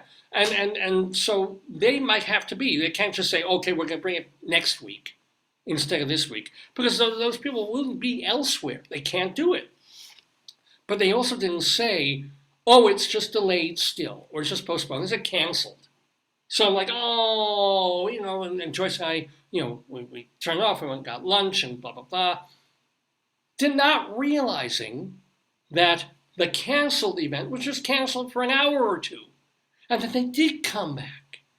And they did bring the competitors back out. We found it, though. We found it. We found it, and we were able to watch. Wait, we watched the replay. We didn't see it live. Huh? Joyce found a headline. Joey Chestnut has to go to the bathroom. A lot. I believe it. So we didn't see it live, but we caught the replay of Joey scarfing down and winning the event. Taco Bell, glazed donuts, jalapeno poppers, Twinkies. Ew, legit brain tacos. Brain cow tacos was the weirdest thing he ate. Yeah, that would be, yeah. Mm-hmm. Uh-huh. Yeah. 54 of them. Well, how many? I think 54. 54 brain tacos. Hmm. Which is worse, a brain taco or a brain enchilada? If you think about it. Both. Yeah, a brain enchilada suiza. Oh. But anyway, congratulations to Joey. I just felt so I was like, I've been waiting all year for this, and I didn't get to see the live event, the live stream of it. But we did see the replay, and Joey conquering once more. I just worry now, because I think there's going to be a few years of limbo. I think it's going to be like 3 to 5 years between like an up-and-comer taking, beating Joey at his own game, and Joey not really getting any more world records, because 76, I don't see him beating that now, and half the time now not even trying. It's just enough for him to win. So it's going to be, I will still religiously tune in to the 4th of July Nathan's Hot Dog Eating Contest, but I got this sinking feeling that it's going to be a couple of years before it's really like, aha, the new God has risen.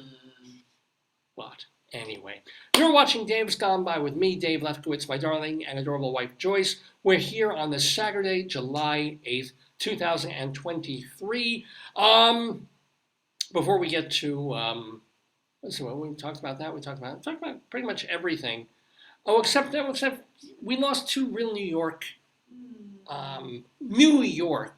icons this week. Not friends of the Daverhood, although I kind of wish they were.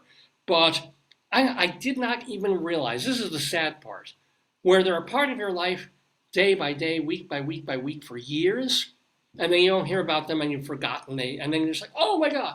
So this week, Frank Field passed away. I think it was like 99 years old. Kids Storm and Cloud. Storm, yeah. Was Cloud? Because Storm Field was his kid. The weather person, Storm Field. And Frank Field, of course, was one of the first star weathermen in New York news. Yeah. And who knew he was still alive up until last week. I like Sam Champion. They all had their way. Ken, Ken. But I like Frank Field. Everybody liked Frank Field. Remember Tex Antoine from ABC I think News? that Frank Field always reminded me of a dentist. Yes. Like, yeah, like you should go into his office, have a few highlights, Yeah. and he would like fix your teeth or something, or maybe optometrist too. He could have been. Yes. He had that. Yeah. Okay. Yeah, that look. Yeah. And we did have Roberto Tarago on this show. He was a weatherman as well. But Frank Field, who passed away this week, again, on every day you tune in into there he was, and there. And 30 years, it's either been his kid or he hasn't been on the air. So you figure, and then, oh my God, he was alive all this time. Same thing for a person that I used to read in Newsday a couple times a week who was writing about TV. Marvin Kittman, do you remember him? No. Marvin, I had no idea he was alive. He was writing for many, many years. Kind of a sardonic, satirical reviewer of TV. Probably one of the people who influenced me as a critic, quite honestly. Not in the way some theater critics were, but yeah, I would read him all the time to see his take on what was right and wrong in television. So I read him all, living on Long Island. He was in Newsday. And we subscribed to Newsday back in the day. And so all through the 70s and 80s, you read Marvin Kittman, there he was. And then kind of, unfortunately, forgot about him. And he blogged and he wrote for other places. And then he passed away this past week as well. So farewell to Frank Field and Marvin Kittman. Real New York, like day by day, beloved institutions. And yeah. It says that the CDC says food stays good up to 4 hours in a refrigerator, 48 hours in a freezer. Well, okay, so ours was good. We got about 6 hours. I think we're fine. And the freezer, of course, was no problem.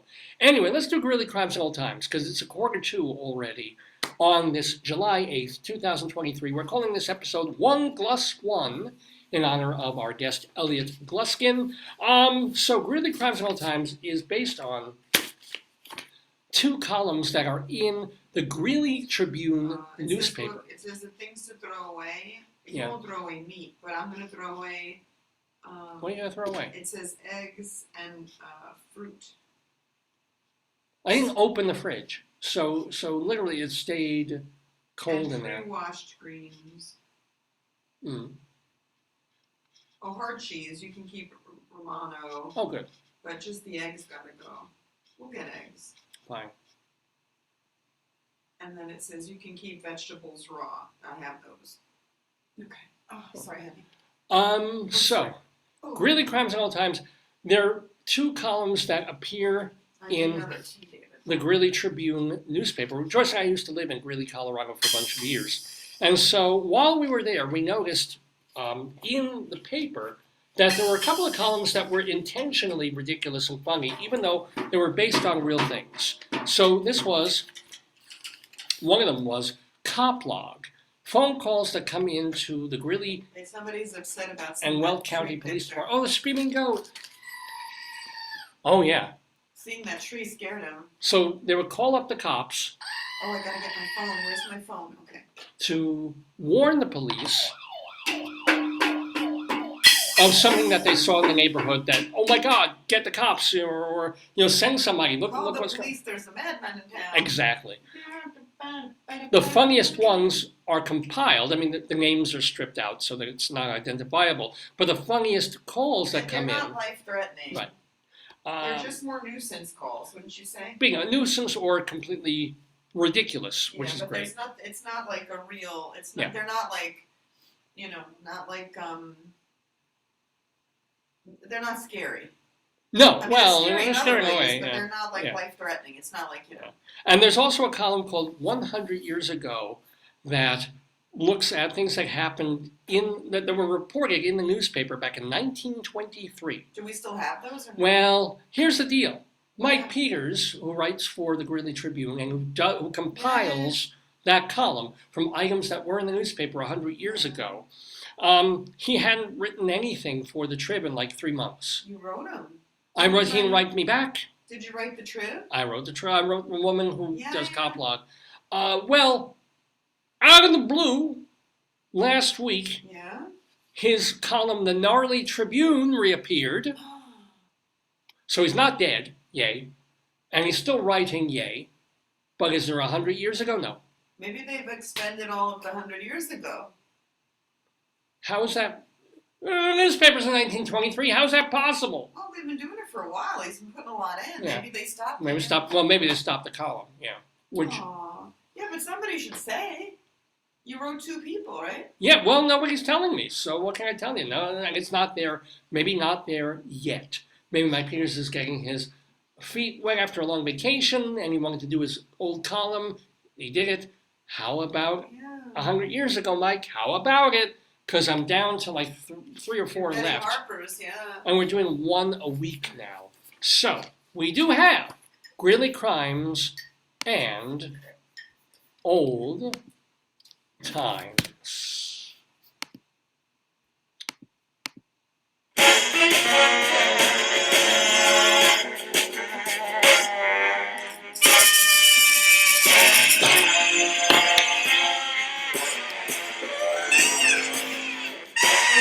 So, Greeley Crimes and Old Times, which has to do with things that, 2 columns in the Trib, mainly about recent criminal activity, or at least what people think is criminal activity in their neighborhood. For example, a caller on 21st Avenue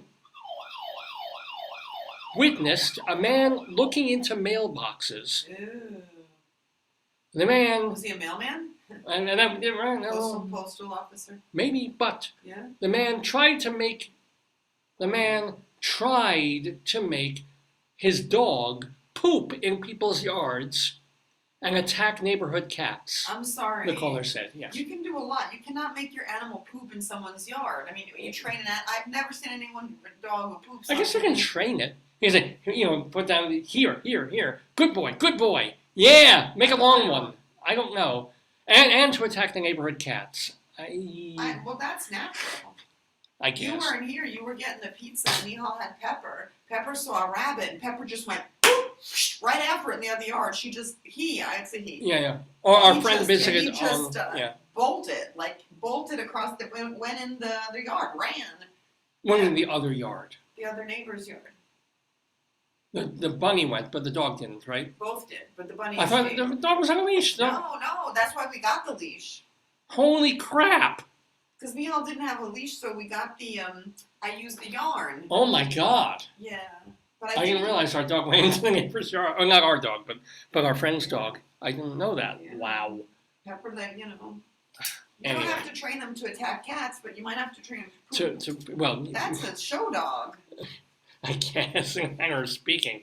A caller at a supermarket on 47th Avenue. Oh, wait. She said a man was harassing employees outside the store. Hmm. He was yelling something about soda. Yeah, sometimes like when the price of soda goes up or those coupons don't work, I can. I can imagine it. Coke! Pepsi! No, RC! David, stupid store brand. Yeah, right? Yeah. Generic cola. Yelling something about soda. God bless him. Dr. Pibb! Listen, I love my tea. I would be yelling about tea, so I feel him. You gotta, if you don't have a drink that's your own, drink of choice, for you it used to be Snapple. Oh, yeah. Yeah, it's like Arizona. Arizona but when I had also, for a while I was on Sprite. Really? Many years I drank Yeah. Sprite. Now I can't even touch I it. don't like it. Mom likes it, but I never cared for it. Like ginger ale or Sprite, I associate them with being sick Mm. and having to drink ginger ale, which I didn't care for. I've always loved cream soda. I like Dr. Pepper. Yeah. I like Coke. Everybody likes Coke. Especially a good line of the pure Peruvian. But God. anywho.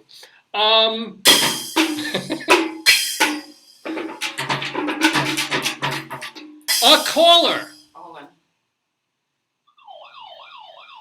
at a consumer electronics store on Center Place Drive said the parking lot was filled with vehicles throwing diesel clouds and people drinking.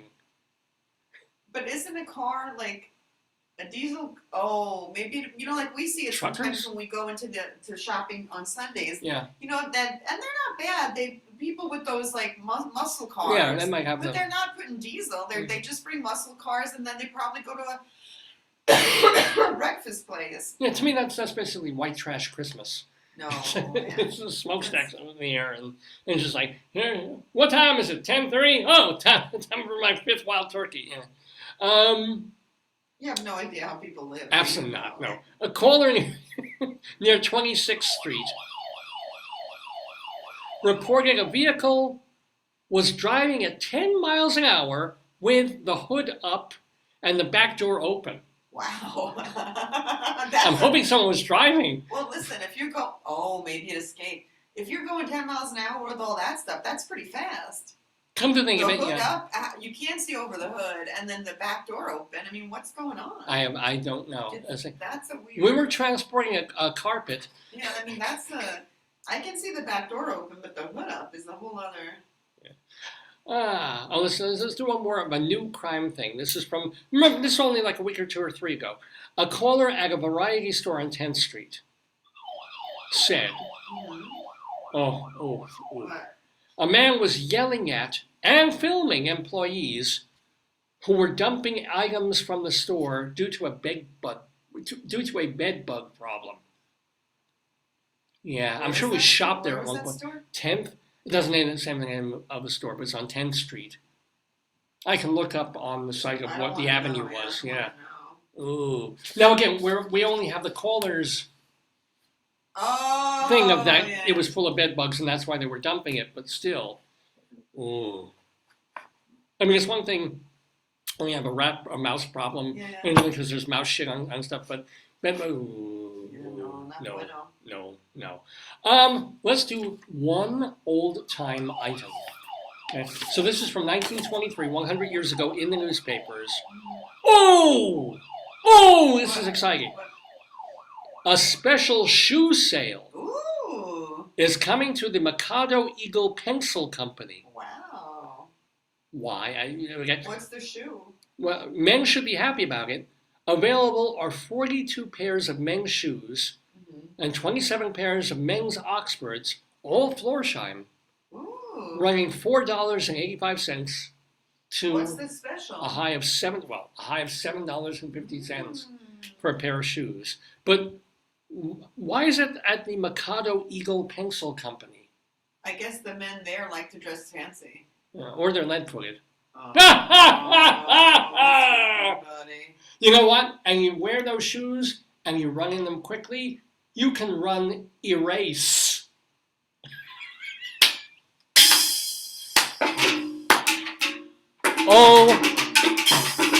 The comedy. The comedy. The drum just died. Let's go elsewhere. We have an elsewhere thing. This is, even though this is Greeley Crimes and Old Times, we also make room for a story that isn't from Colorado or anywhere near it, but is still ridiculous and weird. So, this is from Us Magazine, as a matter of fact. It happened in California. Well, and I hope my old friend Jeff is listening out in you shouldn't be outside in Vegas anyway. So, Jeff, this is for you. On a recent episode of The Price is Right, oh no, one contestant celebrated just a little too hard. In a clip shared by the show's Instagram account last week, a contestant named Henry jumped up and down after winning the bonkers game. Yeah. Henry punched the air with his fist. Oh no. And then he stopped for a minute and winced. God, no. Oh, said the host, Drew Carey. Yeah. Quote, Henry was celebrating and going, woo! And he dislocated his shoulder. Oh, that's painful. I know. Oh, man. But David, like, I know people have done that. Like, yeah. There was one of the American Gladiator thing I watched. They separated the shoulder. That's very painful. Oh my God! Yeah, it's I can't believe very painful. It's like that's bad. And then you have to get the guy and like you can't do it. It's just the guy just gotta like go. And every time you breathe, you feel the pain. Oh I mean, my that's God! Like... And the show then allowed Henry's wife to come up with him and spin the wheel. Oh my like God! the man dislocated. Paramedic. Yeah. I mean.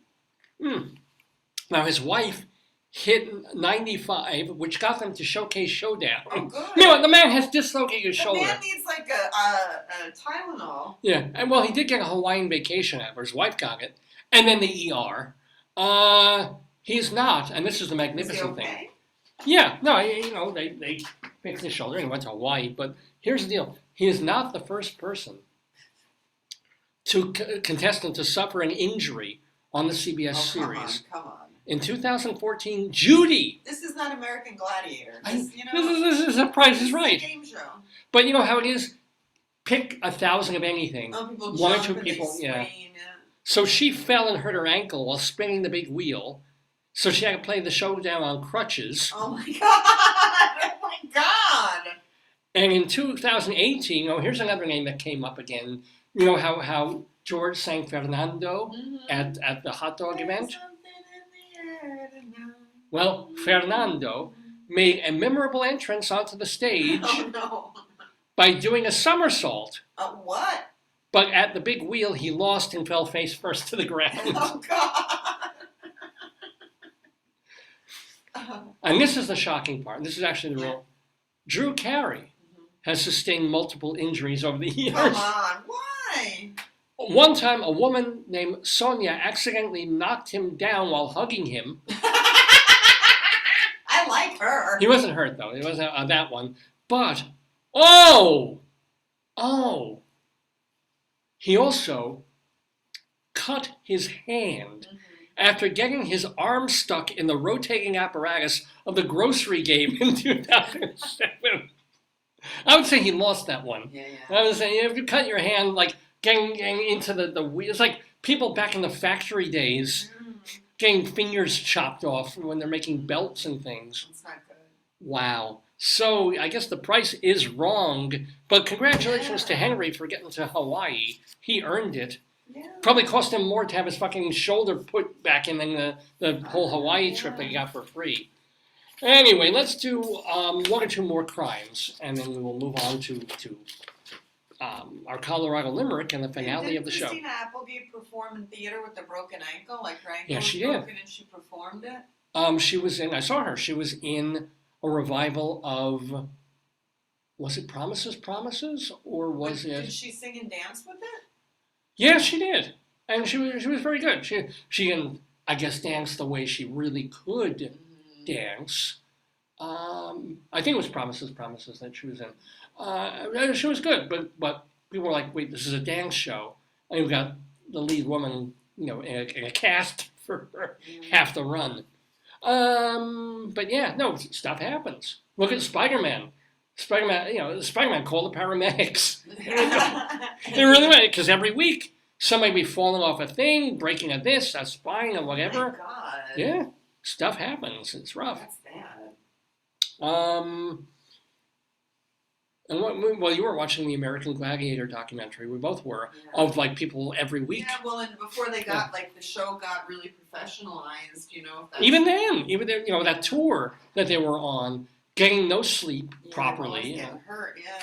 And but there was another thing where they had to keep replacing people because they kept, it was just too much and they kept getting injured. I forget what it That's was, not but all right, let's get back to some criminality. For example, a caller on 10th Street said, "Oh, now this is explain this to me. The driver of a truck Yeah. with both a Donald Trump sticker Yeah. and a Hillary Clinton sticker on it Yeah. pulled a gun on another driver. Wow. Can you say confused? That's just, I don't think that's real. Well, why would it be? But who would have both of them? Yeah, that's the part that I find, like, weird, Maybe. Maybe. Politics does make strange bedfellows. Amen, brother. A caller at a convenience store on 16th Street said, a man came in and said he had cocaine in a sugar bag. First of all, why would you announce this? Why are you selling? What's the other part of it? He just Well, it's a convenience store, so I guess it's kind of convenient. he's just telling him. Yeah. It's not. You're supposed to not conveniently tell Conveniently, him. if you're looking for some pure stuff, I've got it right. It's in the Domino sugar bag. It's right here. I don't know. Maybe he didn't want them to think he stole it from the store. Oh, so yeah, this isn't sugar. I'm bringing it in. It's my... I'm not doing anything illegal. I'm not stealing your sugar. This is just a bag of my Coke. I mean, okay, I did steal your spoon, but how am I going to do it without the spoon? Go the straw, baby. Oh, straw, right. All right, one more. Ooh, a caller on Balsam Avenue That's pretty. said that people were using pieces of the neighbor's fence Yeah. to make a big fire in the backyard. Oh, God. Yeah, that's yeah. I think that's Salem. Is it? Wait, which? Get it, which? That's a Salem joke. That was very cute, honey. I like Thank you so that much. would've been- I changed the dad joke downstairs too for you. Ooh, that's important. Yeah, Thank you. yeah. Well, we'll get to that after the show, but now I think we can put Greeley Crimes and Old Times to bed for this week, July 8th, 2023. Mr. Horace Greeley was no fool. Oh, he was not. I'm sure that you'll agree with me that Greeley was no fool. I What agree. he is getting at is that Mr. Greeley was no fool. Yippee-yi. Yippee-yi, yippee-yi, yippee-yi, yi, yi, yippee-yi, yippee-yi, yippee-yi. Yippee! It's about 5 after 12 Eastern Time. Yes, we're gone overtime. Remember we used to go overtime like an hour or two or three every week? I have my health counselor from the Blue Cross Blue Shield calling. She just checks in on my health, like, Oh. you know, it's like because I'm in all their programs to be healthy and preventive care. They just call you Oh. from 1:30 to 2 or 3 is the window, so she'll Yeah. call. Oh, also, I last night when you were sleeping, I sent her a dick pic. So, Oh, great! Oh, yeah. good. That's good because every time I used to get the same person called Anna. She was lovely, and then last time I had another woman. She was lovely too. I explained to her how on Fitbit you can find your sleep animal, and I'm a bear when I sleep, and Oh. she's a giraffe. How does a giraffe sleep? Not so well. Yeah. So bears go sleep and they're out there like Yeah. hibernation. Giraffes are kind of not a good quality sleep. You know? Well, then they wake up with a stiff neck. Yeah, it's not a good quality. So I told her to, we talked about that. Huh. How do you find out? I want to know what my sleep animal You is. have to have a Fitbit, and then it tracks you and it looks at your sleep. I sleep well enough, God willing. You snore all the time. I do, and fart. I'm glad I didn't catch that one, but yeah. Anyway, what we're going to catch up with are friends of the Daverhood, folks who have been on this show over the many years that this program has been broadcasting. And, so today we had wonderful people. We had Elliot Gluskin, Nice man. market research fellow, my old Nice boss and man. friend. Yes. And Leslie Hoban Blake from Two on the Isle, of course, and Vicki Quade, who does her show Late Night Catechism out there in Chicago and also in Byron's. You can book her. She will travel to where you want Late Night Catechism. So that's Vicki. That's Leslie. That's Elliot. They've all been on the program today. I want to give a shout out, of course, to David Sheward, who is... The vagabond. He's in Greece. He's going to be going to all these. He's showing pictures on Facebook. I can't even. I'm just. Oh, take me. But I hope he's having a wonderful I think time. he did a cruise. Yeah, going I place to believe place, he did a cruise. something like that. So yay My for friend him. is a teacher. This is the only time he can do stuff, Right. Well, yeah, and he goes till like probably late June. We're teaching in the public schools, and then all the way to probably has to be back by mid-August. So I think he's only gone for 2 or 3 weeks, but I hope he's having a wonderful time. And he and his husband. And, remember, you can read, even though he's probably not writing much over the next week or two, read his reviews and stuff at theaterlife.com, culturaldaily.com, and totaltheater.com.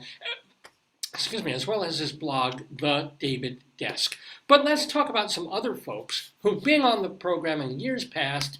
What are the friends of the Daverhood up to?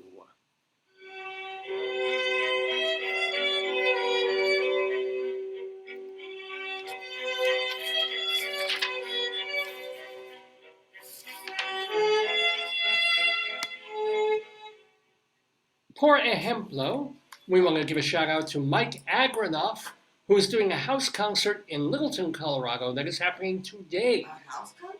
Yeah, so it's like, Like it's a like, salon. yeah. Somebody puts their house up, there's food, there's whatever, you pay a certain amount, and you do a concert in a house. For more information on him and all his doings, go to mikeagranoff.com, Agranoff. Also, tomorrow, Do Neil, you have under music? Is that what I? yeah, that's a Okay, little bit of no. Mozart. Symphony No, in I want to G. make sure I'm not like hallucinating. No, you're not. You probably are, but this is Oh, Mozart, okay, Symphony good, in G. Oh, good to know. Neil Berg is doing his show 100 Years of Broadway in Glen Cove, Long Island. That is happening tomorrow. It's probably a matinee, so check for tickets on that. Robert Cuccioli, the tireless actor, he is playing Prospero. Great role in The Tempest. And that is going to be for you folks. We talked a lot about Pennsylvania today, too. It's in Center Valley, Pennsylvania for the Pennsylvania Shakespeare Festival. So go see him starting on the 12th, running through the first week of August in The Tempest. Robert Cuccioli. Steve Ross, the wonderful cabaret performer, and another one, Karen Mason. They are both going to be taking part in a Bastille Day show at the Club Pangea. That is happening on the 14th. Want to remind you that Dakin Matthews is playing Merlin in Camelot on Broadway. That is a Lincoln Center show at the Vivian Beaumont Theater. And they have their closing date up. So you have only until July 23rd to catch it. Tova Feldshuh is in the run of Funny Girl. That will be ending on September 3rd. So you have just like a month or two to see it at the at the August Wilson Theater. Oh. What? Somebody wrote, I don't know who it is. They said, I had a blast doing your show. Thank you. It's probably. Well, I'm hoping it's Elliot. Yeah. Yay. Aww. Lilius White is in Hadestown. Alan Menken wrote the music for both Aladdin on Broadway and the revival of Little Shop of Horrors off Broadway. K.T. Sullivan is at the Algonquin on Tuesday evenings. Seth Bisson-Hirsch does Seth's Talent Showcase at Don't Tell Mamas on Tuesdays. Marcus Goldhaber, he does his cabaret, was jazz, more like stuff, at Room 623 in Harlem. That's on Sunday nights. Eric Comstock and Barbara Fasano are at Birdland on 44th Street on Saturday evenings. Here's where they are, David. Who's that? Birdland. Oh, can I see? Oh, I'll hold it up. Oh, it's a Birdland. cardinal. Look at there. That's Birdland. Oh, and Oh, I gotta find that who other else? Birdland. Vince Giordano and the Nighthawks are at Birdland on Monday evenings. Go to birdlandjazz.com for tickets. As a matter of fact, don't forget that Jim Caruso's cast party every Monday night at Birdland, birdlandjazz.com. I believe this is the Birdland you're thinking of. Well, there's a bird in there. There's definitely a bird in there. Another ginger. Man.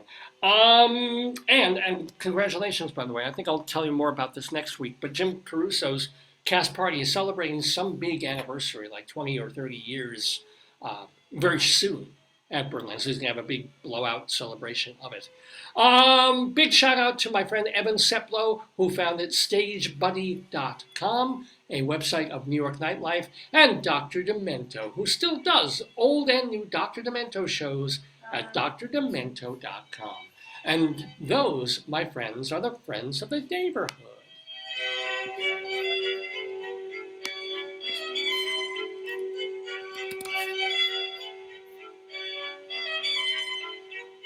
Oh, play that. You go, Trevor Pinnock. All right, that almost finishes this 902nd episode of Dave's Gone By. With me, Dave Lefkowitz, my wonderful wife, Joyce. Potato, of course, is here with us. Pooey hasn't even shown up yet because Pooey has made, here. I'm going to introduce Pooey to our great friend, Melvin G. Mintz. Hello, I'm Melvin G. Mintz. Oh, Lord. Hi, I'm Pooey. How are you? Do you have any hearing difficulties? What? Yeah, I guess he might. Anyway, now for the very special part of the show that we do every week, which again is another reminder that Joyce and I lived in Colorado for about 13 years, and I took it into my crazy little head to write a poem about as many places in Colorado as I could possibly come up with. Real places in Colorado, but horrible, disgusting, risque limericks devoted to a different town, a different city every week. So we've gone to a little poem about everywhere from, I keep saying Vail, but White River City was last week, Greeley, of course, Evans, and now we've got a couple of hundred of them. And I'm still trying to find new ones to bring a new poem to you every week. And this time we do have one. We do have a poem for Laird, Colorado. Laird. Laird, Colorado. This week's Colorado Limerick of the Damned. You're the poetry man. A limerick is a comic verse of 5 lines, in which lines 1, 2, and 5 will end with words that rhyme. And likewise, verses 3 and 4 also end with words that rhyme. So this is a limerick. Rocky Mountain.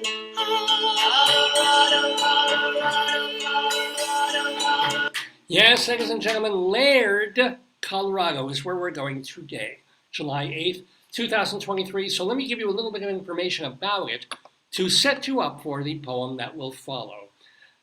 Laird is an unincorporated county in far northeastern Colorado, not that far actually from Greeley and those environs in Weld County. At 3,400 feet, Laird is the lowest elevation in the state, because of course, you know, Denver's the mile-high city, which is 5,280. This is only 3,400. Laird is, of course, the Scottish word for lord. Oh, really? And the town was named after Nebraska Republican Senator James Laird, who was a wounded Civil War soldier who, as a congressman, worked hard to get care and homes for wounded veterans. Until towards the end of his life, he had a nervous breakdown. He died in 1889. But still, Laird.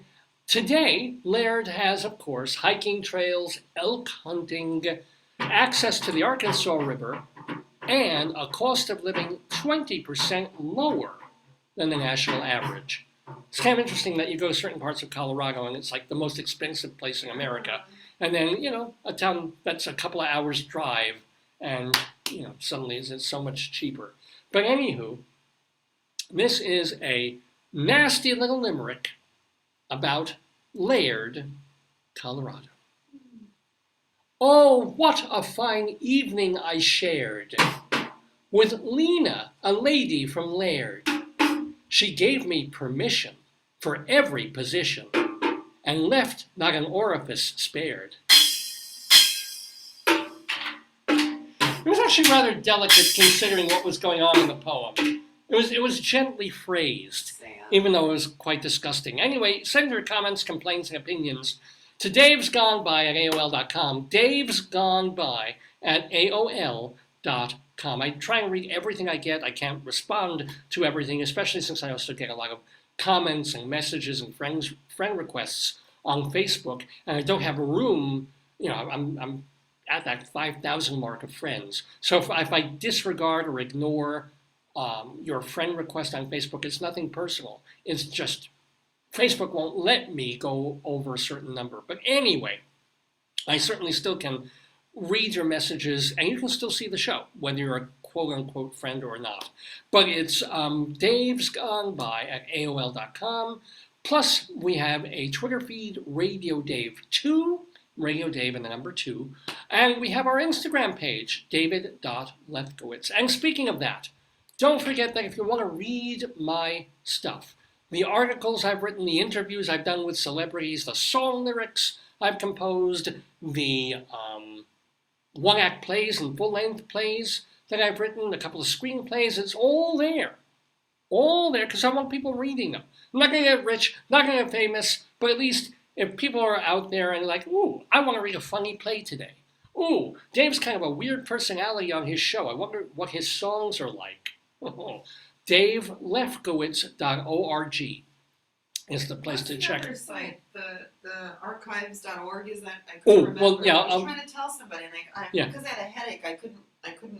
Yeah, thanks for reminding me about that. Well, DaveLefkowitz.org is for my writing. DaveLefkowitz.org No, but for my written work. For the ones show, with the audio and the video. Dave's Gone By, the episodes are saved in different places. Dave's Gone By. They're all at davesgoneby.com. They are also at archive, singular, archive.org. Archive.org, that is a not-for-profit website that compiles art and culture and entertainment and stuff, literature, from the past thousands of whatever years. public Crazy, domain right? or Yeah, yeah. stuff they have permission to post up there. So you can go to archive.org and watch old movies from the 20s, 30s, 40s, 50s, whatever, old radio shows, listen to them, and TV shows. We have a channel there of Dave's Gone By, where separately we have every episode as well as all the interviews in a separate archive there, just as we have it on Dave's Gone By. It's the same stuff. As a matter of fact, in recent months, the quality is higher on archive.org because they accept bigger That's so cool. heavier Uploads, files. Uploads, right? Uploads, yeah. Downloads. So, when I get finished doing this show, the original file is sometimes 2 or 3 gig of an episode. And I can upload that to archive.org, whereas I've got to crunch it down below 500 megabytes to fit on davesgoneby.com, which sucks. I never had to do that with my site, but now I do. But still, the material is the same. You can just watch it in different places, in different ways. Archive.org or davesgoneby.com. For the audio, you can go to castbox.fm if you just want to hear the show. And we have our YouTube channel, Dave's Gone By also. So tons of ways to enjoy what you've just spent the past 3.5 hours enjoying. Dave's Gone By. With me, Dave Lefkowitz, my wonderful wife, Can I Joyce. write to your guy and say it was great having you on the show? Oh, yeah. I mean, just tell Elliot, thank you ever so much. And it's so great to see him. And he seems so happy and content and such a good life and a family. Man, no idea he had 5 kids. It's really cool to, when there's people who were really good in your life and things go well for them and you wish them well, that's a pretty terrific thing. How does he spell his name? GL. No, not that. Is it 1 L or 2? Oh, it is 2 L's, 1 T. Okay, so I'm gonna make him a contact for you. So yeah, a shout out to Elliot Gluskin, Gluskin, our guest today in the Daverhood, along with Vicki Quade and Leslie Hoban Blake. Let's see, is there anything else we haven't touched on? We talked about the Tom Tago plant, very exciting. Talked about the blackout, the rain, our bathroom, Joey Chestnut, and the Nathan's hot dog contest. Woo! I think we basically hit it. Yeah, I think not we. sending your text. I don't know why. Oh, because my phone is my phone. Anyway, I don't think I have the Wi-Fi on there because I've got Wi-Fi on this right now. Maybe that makes a difference. I don't know. Anyway, I expect I will be back. I forgot how you told me to spell it. 2 L's, 1 T. 2 L's, 1 T. We should be back next Saturday, July, I guess it would be the 15th, wouldn't it? 2023 with the 903th. 903th episode of Dave's Gone By. Don't know who the guest will be or if we'll have a guest, but looking forward to being with you once again, doing the comedy, doing the talk, doing the yak, the craziness, being with my wonderful and amazing wife, Joyce, yay, being with Pooey, being with Potato, yeah, and of course, all of you. Tell everybody about the show.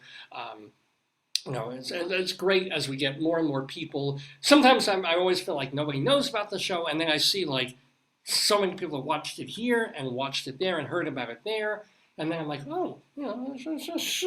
we're not completely invisible on the radar, or are we? No, we're not. Anyway, making a fine week. Try and deal with the heat and perhaps more torrential rains as they come. And have a most happy, still early-ish to middle summer and gone by. Days gone by, days gone by, days gone by.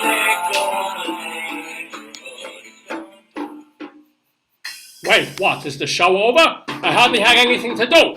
What kind of show is this? Here I was all prepared. I had a speech to make. I was going to make toasts and dedications. Maybe next week. Anyway, everybody have a good one. Bye. Shalom to you. Thank you, Melvin G. Mims.